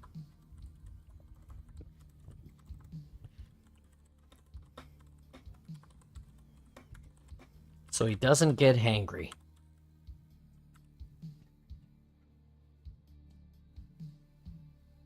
Doesn't. Plant chat. Permission to everyone.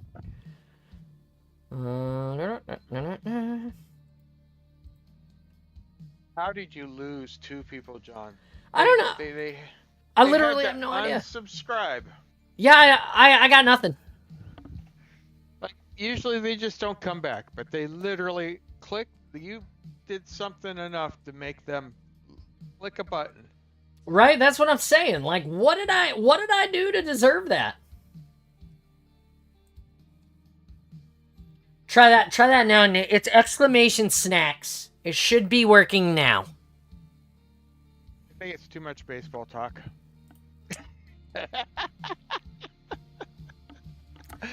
I mean, everybody loves my baseball outfit, and so maybe it's not too much I mean, I know you're not a big sports fan, Kevin. Unless it's robot arms. There was a game called Super Robot Baseball. Hey, there it is. Make sure John eats some food so he doesn't get hangry. There you go. I'll put a sound on it too, or something, at some point. It does work though. There you go, Kat. If she's still watching, she might be off in the ether doing.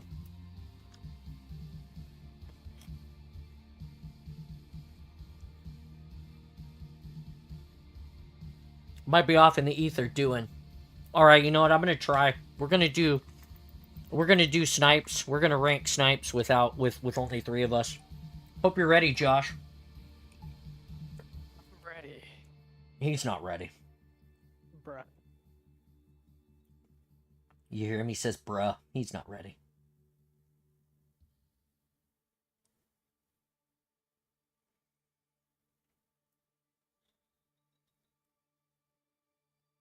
Sorry, I'm just checking my feed because people are texting me today like something big is going on, and I'm not sure what it is, but so far it's just gibberish and junk. There's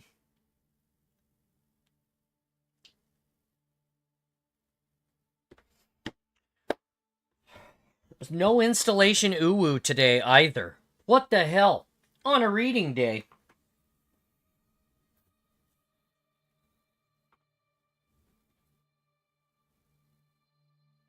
Like my pit vipers, Halo style.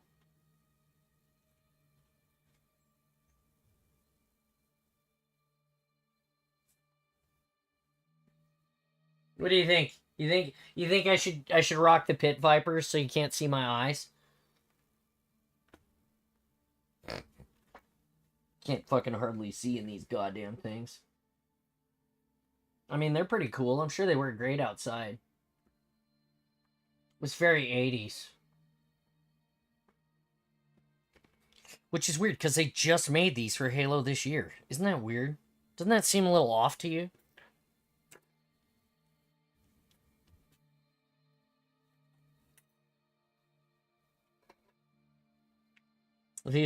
These were gifted to me, care of Installation Uwu. I believe he received these in Brazil when he was at the Halo launch.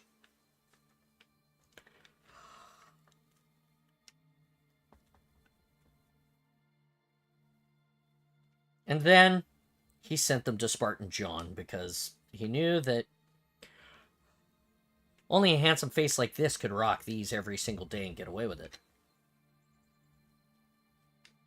That may not exactly be what he said, but that's how I imagine it went. Like, put him on, and he was like, I'm not worthy. There's only one man who would dare wear the pit vipers. Coach John. That's what it is.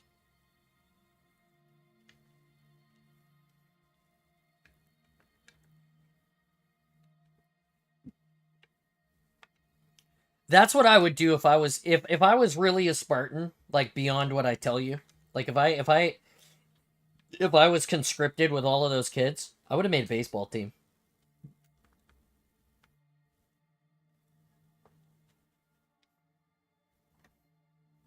That's what I would have done. I would have made a baseball team.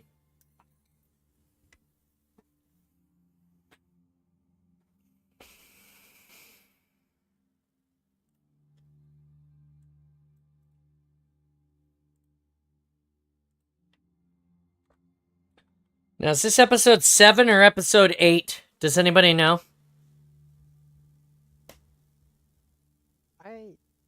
From Thursday War? Did we do was it episode 8 today? I think it was episode 8. Yeah, it's episode 8. Episode 8, okay, thank you.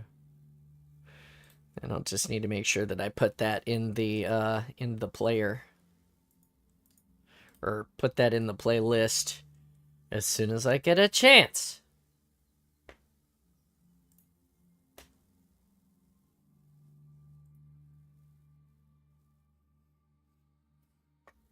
Searching forever.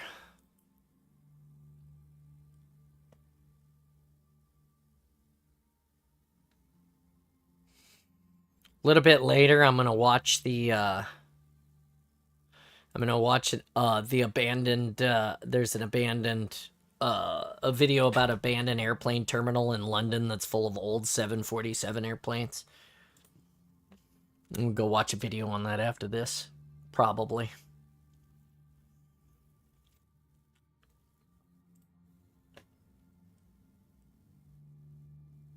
I've watched some of the abandoned videos of different guys that go around like China and places that really they could get in trouble for.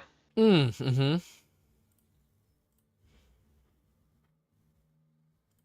Perfect. I added those 2 videos to the playlist, so the playlist as far as today should be complete after this.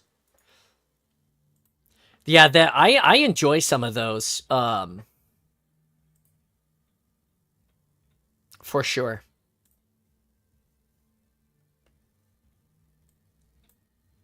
Bam, there it is. 8 episodes.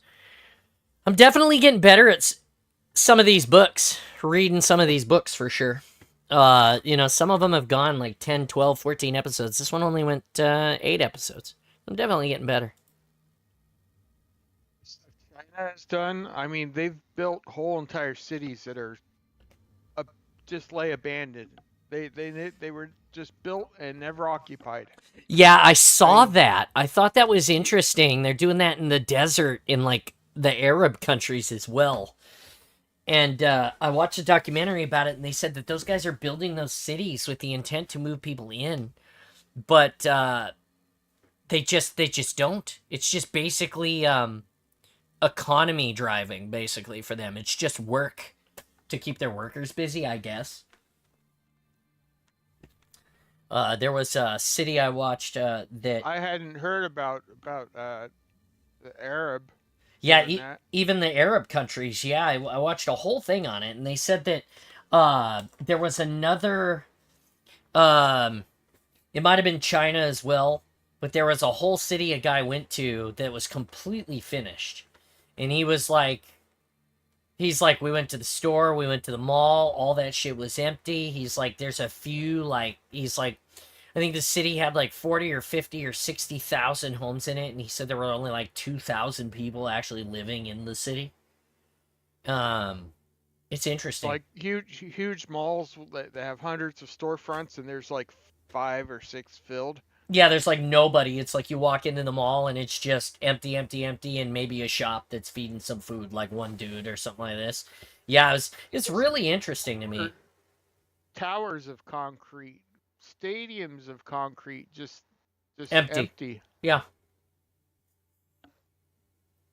That's mind-boggling to me, and here in America we're 12 million houses short. So it doesn't make sense to me. This is I know why they do it, or at least their economics of it, is that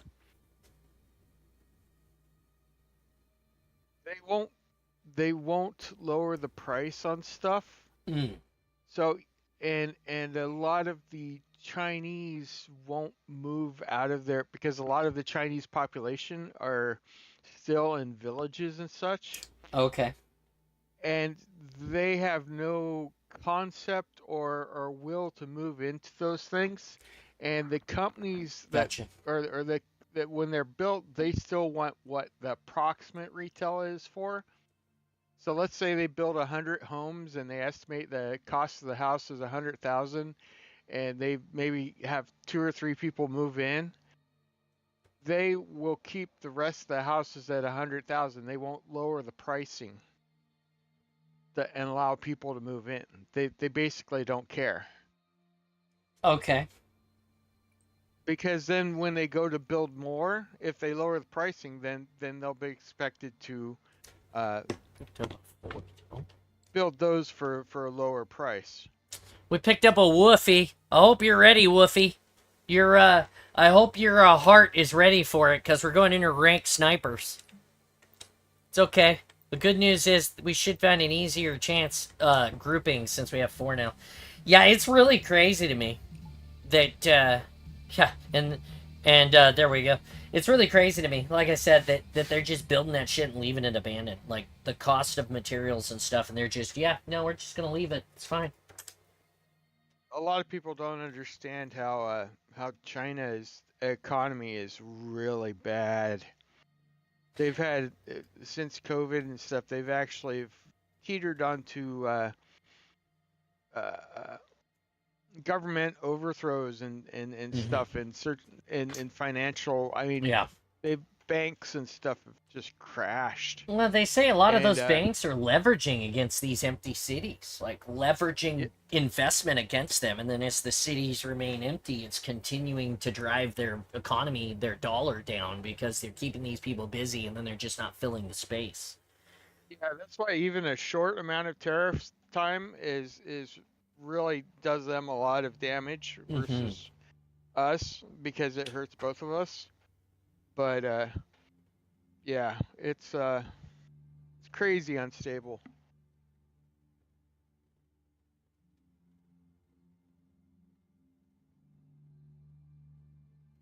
Apparently, this morning, a P3 Orion, a P3 Charlie Kilo, from South Korea crashed in the Korean mountains this morning.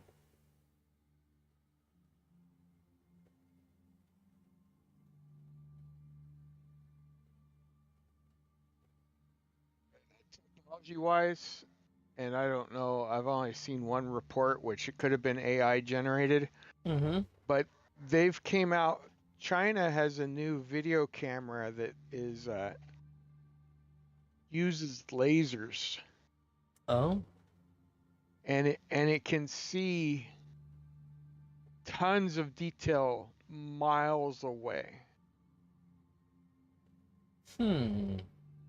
And I'm just very interested in the technology.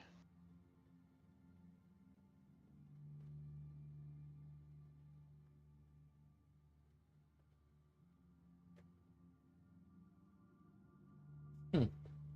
They don't even call it a camera. They call it a laser imaging system.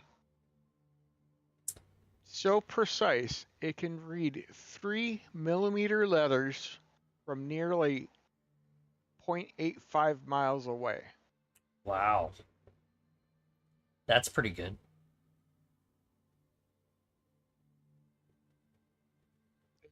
The system uses 8 infrared laser beams to illuminate distant targets, achieving a high-resolution image even though atmospheric distortion happens.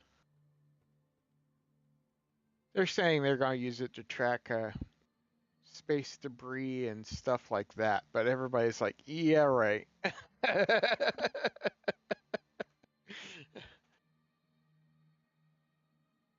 Yeah, that seems kind of suspect. God damn, we got a full stack and we're sitting here with still no match. Is nobody playing ranked snipers?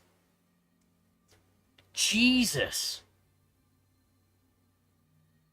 Do we want to try rank the Slayer? Ooh, I don't know. Ranked Slayer is objective. I don't know if we're ready for that yet. Snipers is pretty stupid easy, which is why I picked it. You know, you just camp somewhere with your big ass gun and whack some people across the map. But fuck. Well, by the way, in case anybody's oh, there we go. Match found. Just start bitching about it. Track your bank account. Nobody plays Halo anymore. Oh. The Panthers going to the Stanley Cup for the 3rd year in a row. I hope Edmonton wins, crushes them.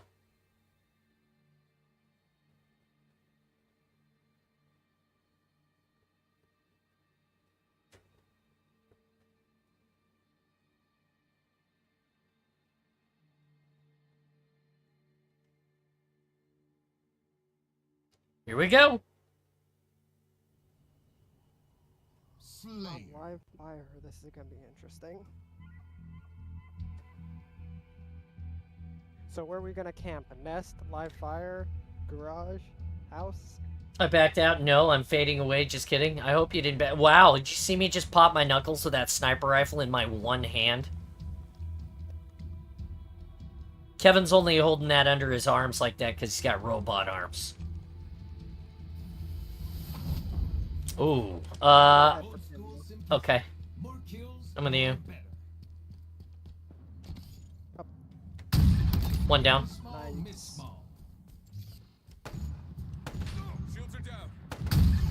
Two down. Nice. Yeah, you put a shot in him first. I'm going to tower. One at tower. One at tower. I'm at brutes. Freaking garage. You still here, Josh, or did he get you? I'm dead. Two here at tower. I got camo. Oh, you were keeping the camo down, Roger.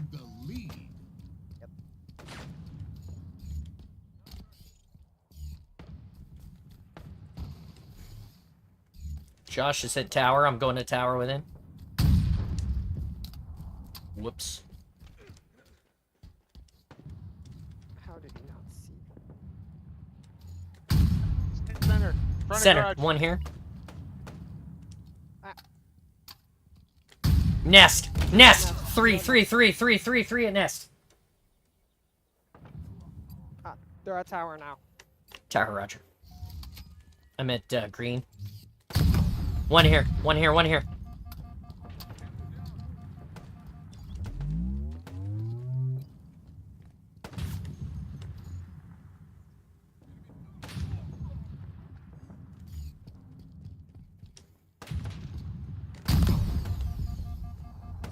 One here. 2 on me in garage.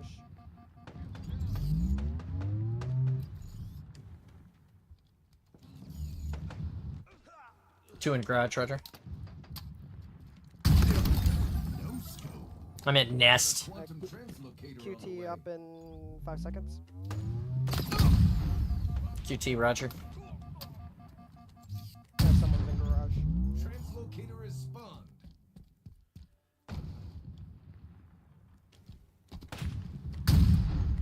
Two here, QT, two here. I'm dead. I'm camping camo. Can't shoot this thing close range. I'm terrible at it.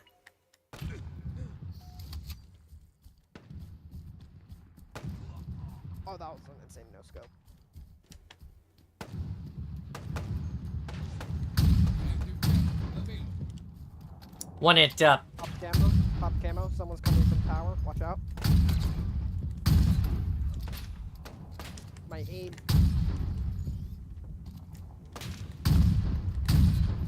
fuck it, I just can't shoot. Just can't shoot today!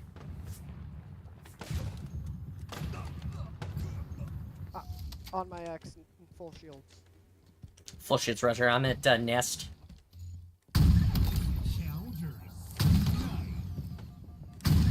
Two down, two down. I'm at nest. Or, I'm at, tower now. Tower alone. Right behind you. Raj. They're at camo spawn. Nest. Oh, one's no shields at camo spawn. Nest, no shields, nest. This and this. Fuck, still at nest, no shields. Dang. They're at nest and camo spawn. This is a terrible map for fuck. This is a terrible map for snipers. And I missed those shots. I'm dead. Two. Still one at brutes. Double kill. Got one tag on him. There's 2 at brutes. One at tower, one at brutes.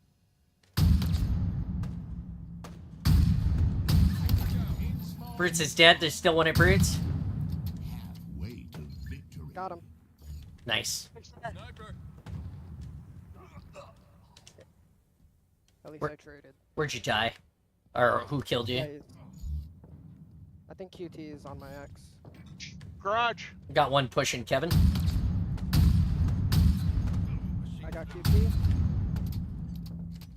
They're all here at garage pushing Kevin. One dead.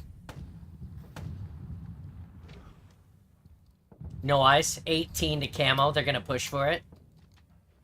Yep. Nice. Active camo. One here, one here. Down.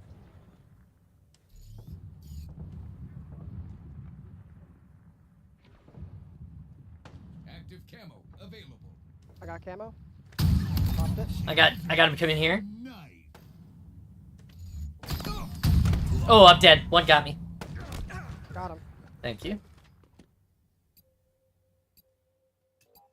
One at overlook. I'm at dirt or mud. On my X, full shields. On your X full shields, Roger. Yeah, someone got me. Critical says they're dead. Garage. QT up in 25.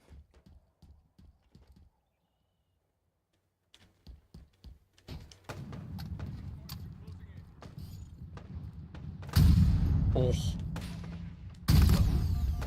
One's at nest. Victory. One in the mid, pushing to command tower. No shields at nest. Got a prep. Reporting tomorrow. See you later. Yeah, tomorrow's Friday. I should be on tomorrow, yes. Translocator is spawned. Unless I don't feel good. My plan is to be here. Two here pushing me at camo. I'm dead. Heading to you. QT is active. They're in garage now.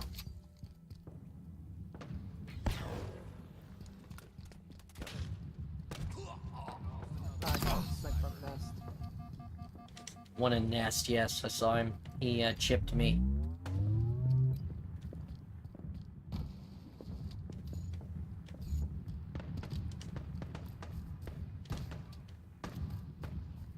One on my axe, no shield.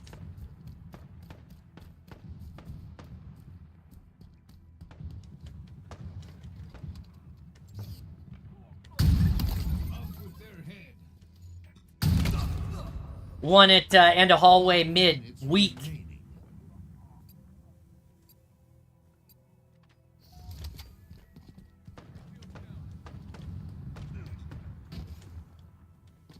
Camo up in 15.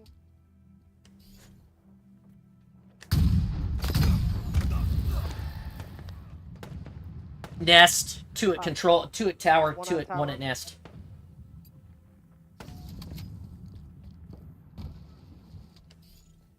Active camo available.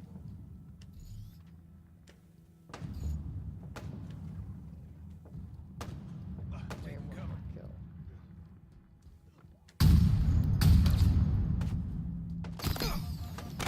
I'm dead. Two in the garage. Three in the garage now on me. Three.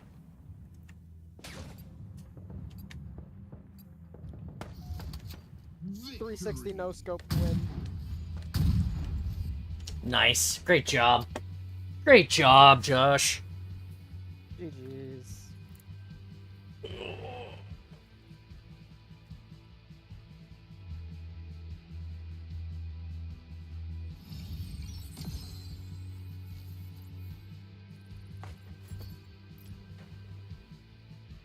Twelve, and 3.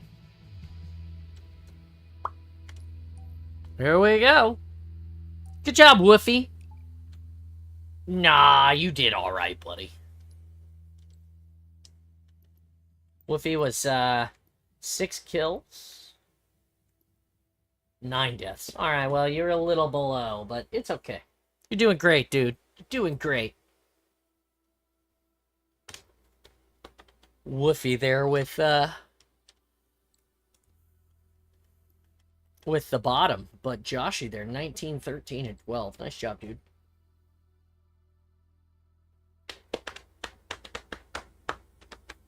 About 20 minutes left, so we'll probably get 1, maybe 2 matches. Depends on how long it takes us. Sandwich. Sandwich always makes an appearance in the awesome. So good.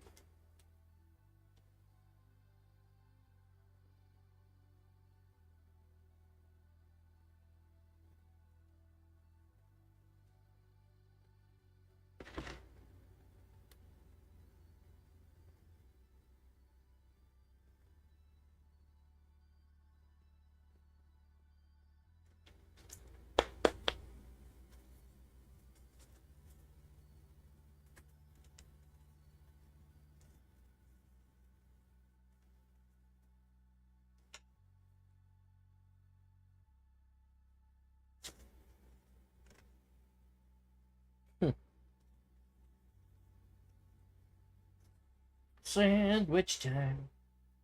Here we go, here we go, here we go. Another game. Yeah, it didn't take us forever to, like, load up this time. Playing. Hello, Caboose. Hey, Caboose. Holy shit! there. Jimmy snuck in here. What's up, Jimmy? Hey, Jimmy. How was the run? it was good because I just had to stand there and watch. Oh, you didn't have to run? Slayer. No. How many colors did you get blasted with? My job was only the red color, so. Oh, and you're just throwing the red color at people? Yep. How did you do it exactly? Blue team for life. You just cup it in your hand. It's like a bowl of chalk, basically. You just Oh, cup it okay. in your hand and Head in for camo. Win it, Slayer. Camo, Roger. The other player. I meant Man. palms. Yeah. Yeah? No, that's cool.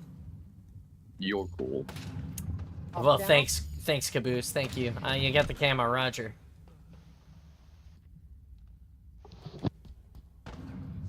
I'm getting shot at. Theater! Theater! Behind Theater, you, Roger. Jake. Behind you! Behind me, Roger. Oh, hey, look at that. No scope. Oh, he's in the tunnel. One here, one here. Lost the Tunnel, lead. in tunnel, no shields. In the tunnel, no shields still. One here.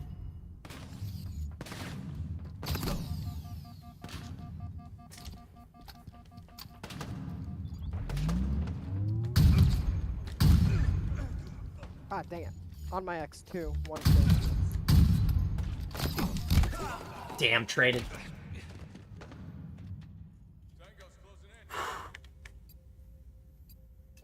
I hate that they're putting us in these maps that are like, here, have a sniper for ranked in a place where you would probably never use a sniper. Theater. Theater, Roger. Roger, Roger. One at Palms. Palms just shot me. Sniper. I just got cross-mapped. Do you know from where? I don't know what's called. Window? One at window? I don't see him anymore. I spawned on it. On the ledge. Lift ledge. Lift ledge. They're dead. Gonna watch camo. One at camo. Weak. Inbound. Got him. Camping camo. Oh, got sniped. From where? Window? Active Oh, camo he got killed. He got killed. Headed for camo. Oh gosh. Small window.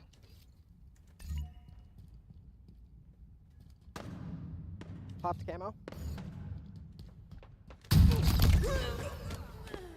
I don't think he shot me. Oh, he did. He did shoot me. Okay.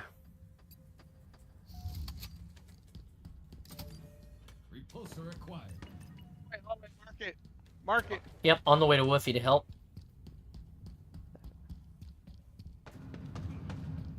Dang it. Oh god.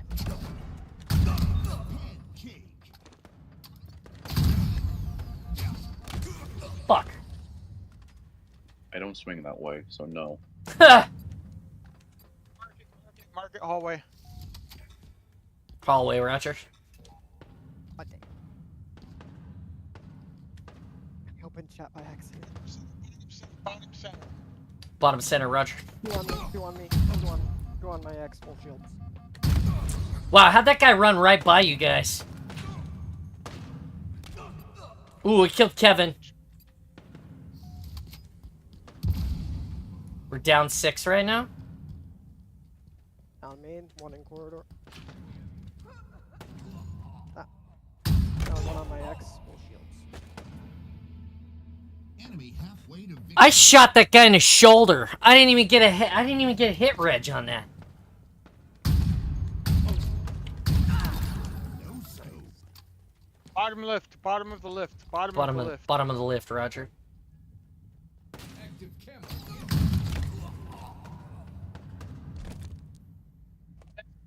Left. Head him for camo. Active camo available. Enemy's got camo, watch out.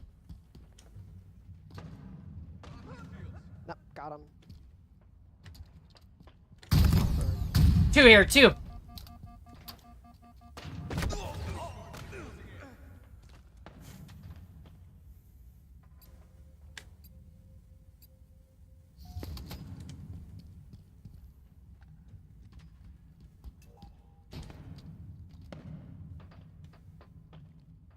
One pushing you, Woofy. No scope. Coming up on you.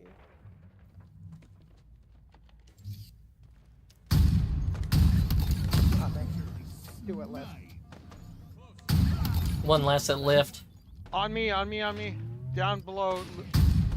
Coming up to coming up the hallway. Ooh. Have some of that, khaki pants. That guy did not wear his brown pants today.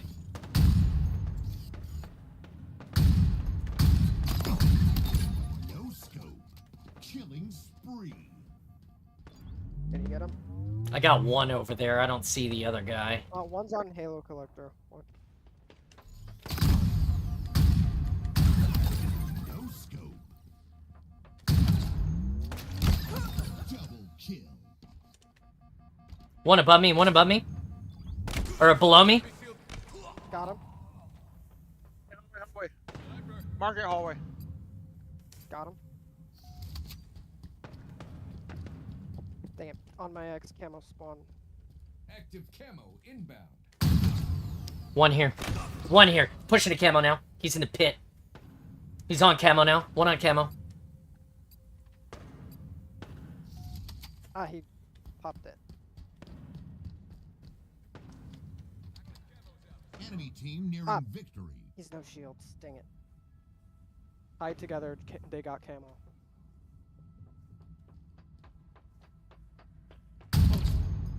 One here.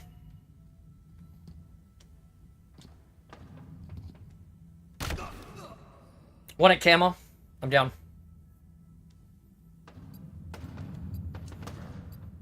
Nice. 2 to lose. Up, one on my X, no shields. At palms? No eyes. No eyes at palms. I got one behind me. One here. He's dead. 2 here. For you. There's one more there. One more there pushing us. 5 minutes remaining. Gain the lead. Nice. Nice. Somebody get up top of palms and watch. We'll hold up together. We might be okay. One here at hallway. Oh, he's no shield. I got. Oh shit! One behind me. One at palms. One at palms. There's one at bank window, one at yard. Oh Watch out. no! On me, on me!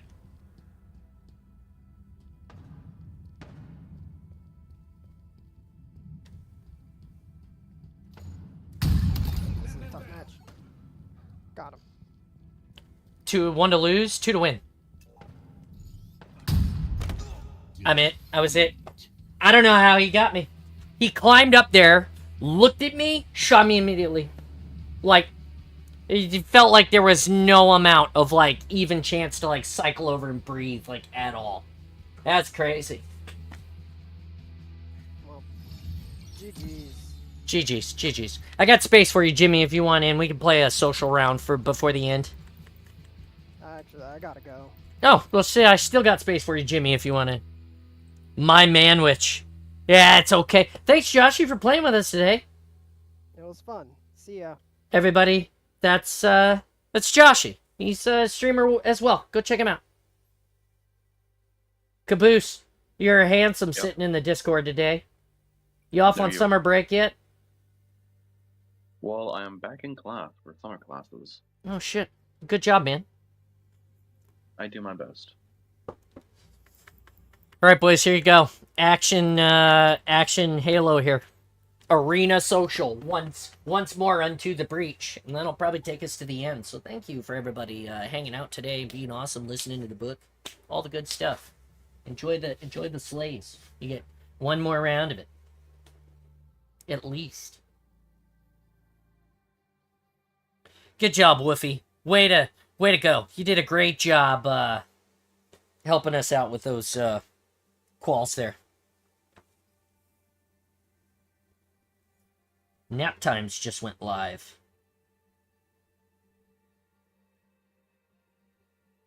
Oh, excuse me. 57 minutes ago, Cal141 followed me on TikTok. Oh boy, It's always nice to get followed. especially by Tic Tac.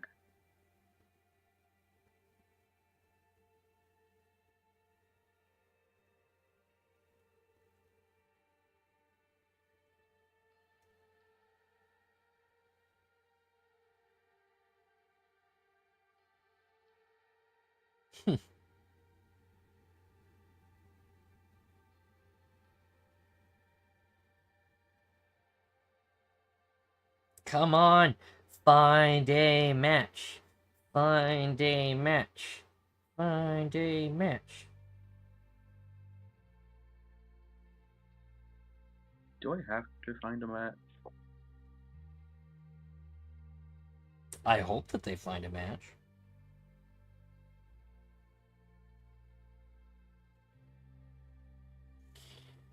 There's a Spartan that posted a picture on my Instagram. I want a Tic Tac. There's a Spartan that posted a picture on Instagram in front of the Hachiroku, an AE86 Toyota Corolla GTS, my favorite little Japanese car from Initial D. I'm jealous. I want that. Big D. I want that car so bad. Oh, hey, by the way, Yeah. we got 1,524 follows again, so we got one more back that I apparently missed. We're trying to get back to 60. We're trying to get to 1,600, but you know, thanks for being awesome with us. Don't forget to like, share, subscribe. Tell your mama about us. She'd really appreciate hearing it. Maybe not, but you know, it's possible. Prepare to drop. Hey, John. Yes, sir. You're awesome. Oh, thanks, buddy. You are also awesome. I don't know how you managed to hold so much awesome inside of you, actually. Some days I question about myself.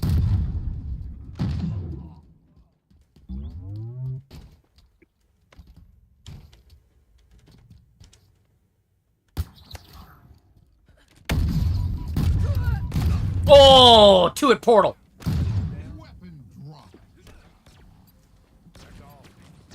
I killed the guy that was behind me only to get, you know, summarily destroyed by his two buddies. It was one of those moments that you see where, you know, the person is sitting on the couch and all the other people are behind the couch smiling. Yeah, it was one of those moments. Boogie woogie, oogie oogie. Oh my. That guy wasn't even paying attention. I just walked through, hit him, and then dumbfired 2 rocket-propelled grenades out of my Hydra into his booty. Well done. Damn! I'm dead. They cinder shat upon me. Prepare to drop. Prepare to drop. You guys are dropping like turds in a toilet. Constipation much? I bet you that, no, that would be the opposite of constipation. Turds in the toilet dropping. I bet you that's gonna be what Jimmy says at the end of the awesome today. I mean, he always says something random and amazing. I'm sure that maybe that'll be it.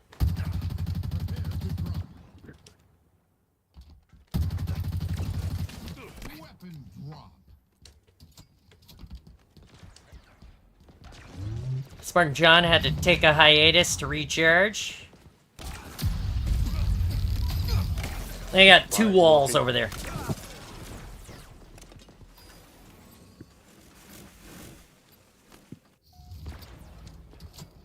I'm gonna push the button to watch nothing happen. Prepare to drop. Weapon drop.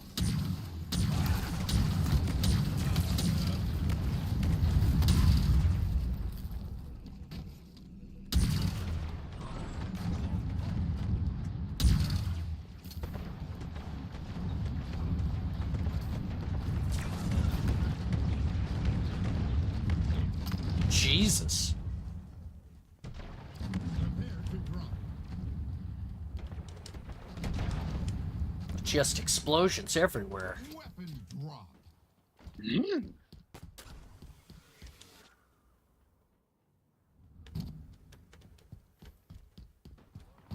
No ice green room.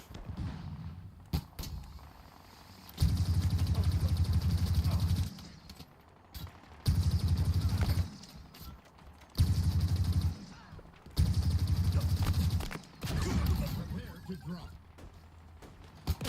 Weapon drop.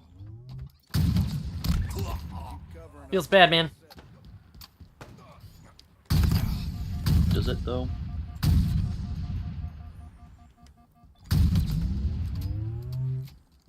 There's one here. I got no shot. Ah, he got me. I don't know how he got me. Well, I mean, I do know he shot me in the fuck face. I don't know how he managed to do that, is what I'm saying. I'm sensing an issue with skill. Ooh.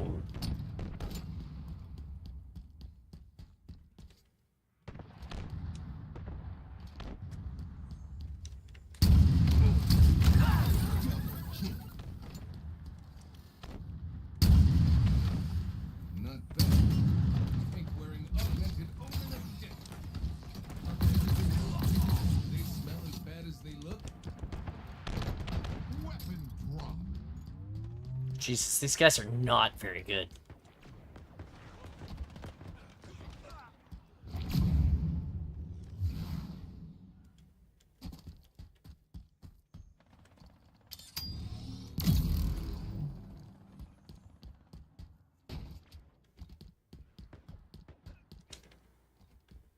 Two on No the eyes X up down low. top. Prepare to drop.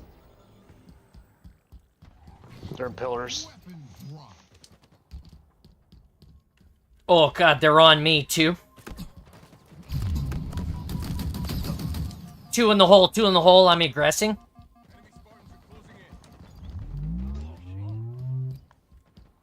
Thanks for protecting me. I fucking had to run out of there and recharge like nobody's business right there. Ooh, one behind me at caves. I'm dead. Prepare to drop. Two on me, two on me, two on me. Drop. Up 10. Oddball it is.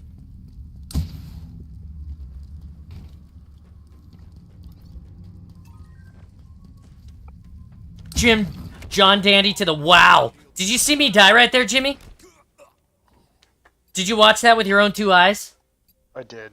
Was it good? Was it good? Because I followed like... those guys for you. Thank you, because I jumped in between them and wasn't sure exactly what happened. It didn't say I got back smacked, but I died immediately, so I was very sad. Big Sag. Nook. Ramp.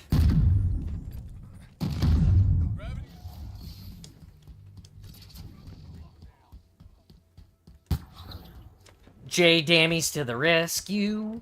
J Dammies to the rescue. J Dammy doing what J Dammy does. Dying. How did he kill me? I shot him. He didn't shoot me.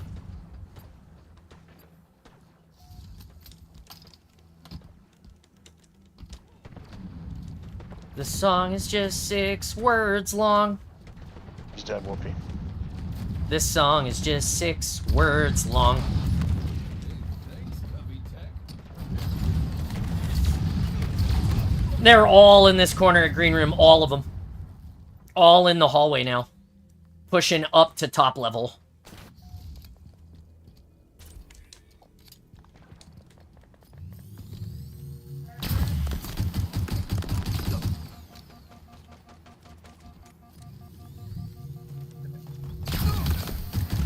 He's dead. Get him, get him, get him. He's weak.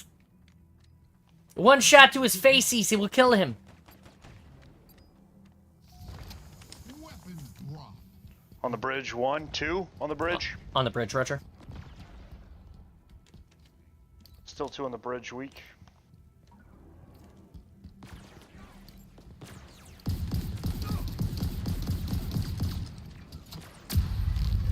Still on the bridge. There's 2 there on you now, 2. Prepare to drop. Jim Dandy to the rescue. Weapon drop. Oh shit, I just fell off the map. Jim Dandy fell off the map.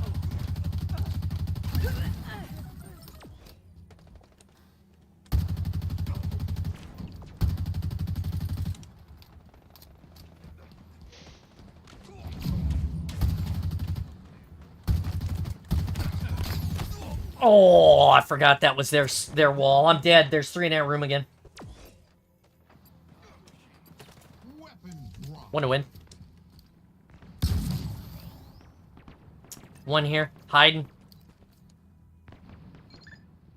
Got him.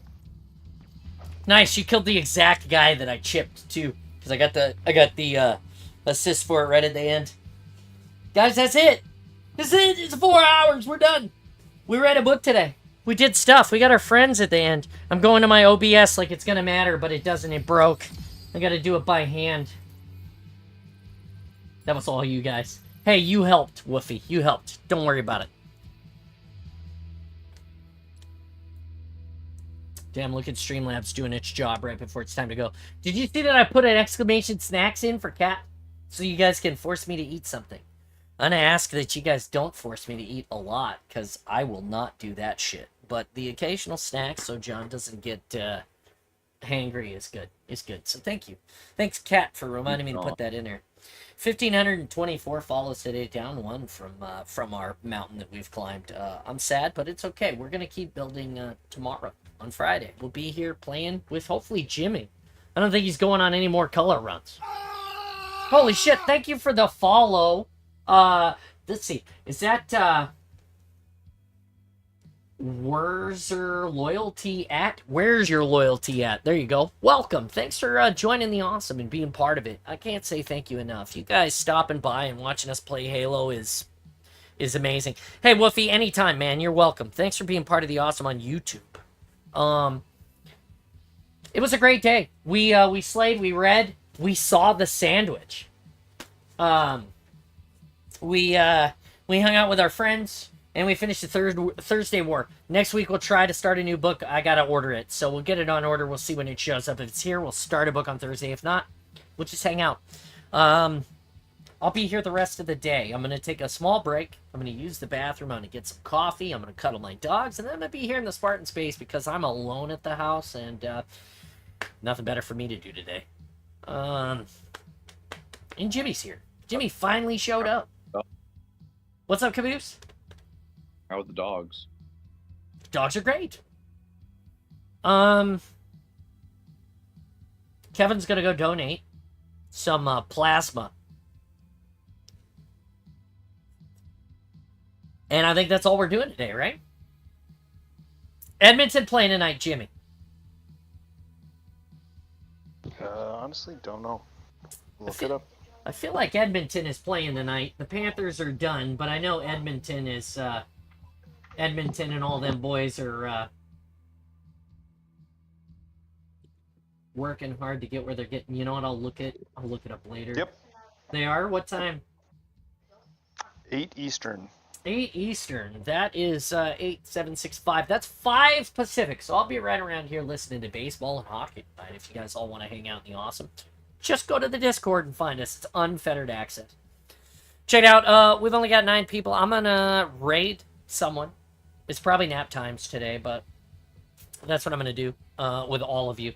And we'll be back tomorrow at 10, right here live in the awesome with you. I'm awesome, you're awesome, be awesome, stay awesome always, and we'll see you tomorrow, right here, where it's awesome, in the Spartan space, which is this building that you guys helped me build. And it's awesome because of you. Thank you so much for the time. I appreciate you. Here's the heart. Hey, Jimmy, you know the rules. Fix your OBS, John.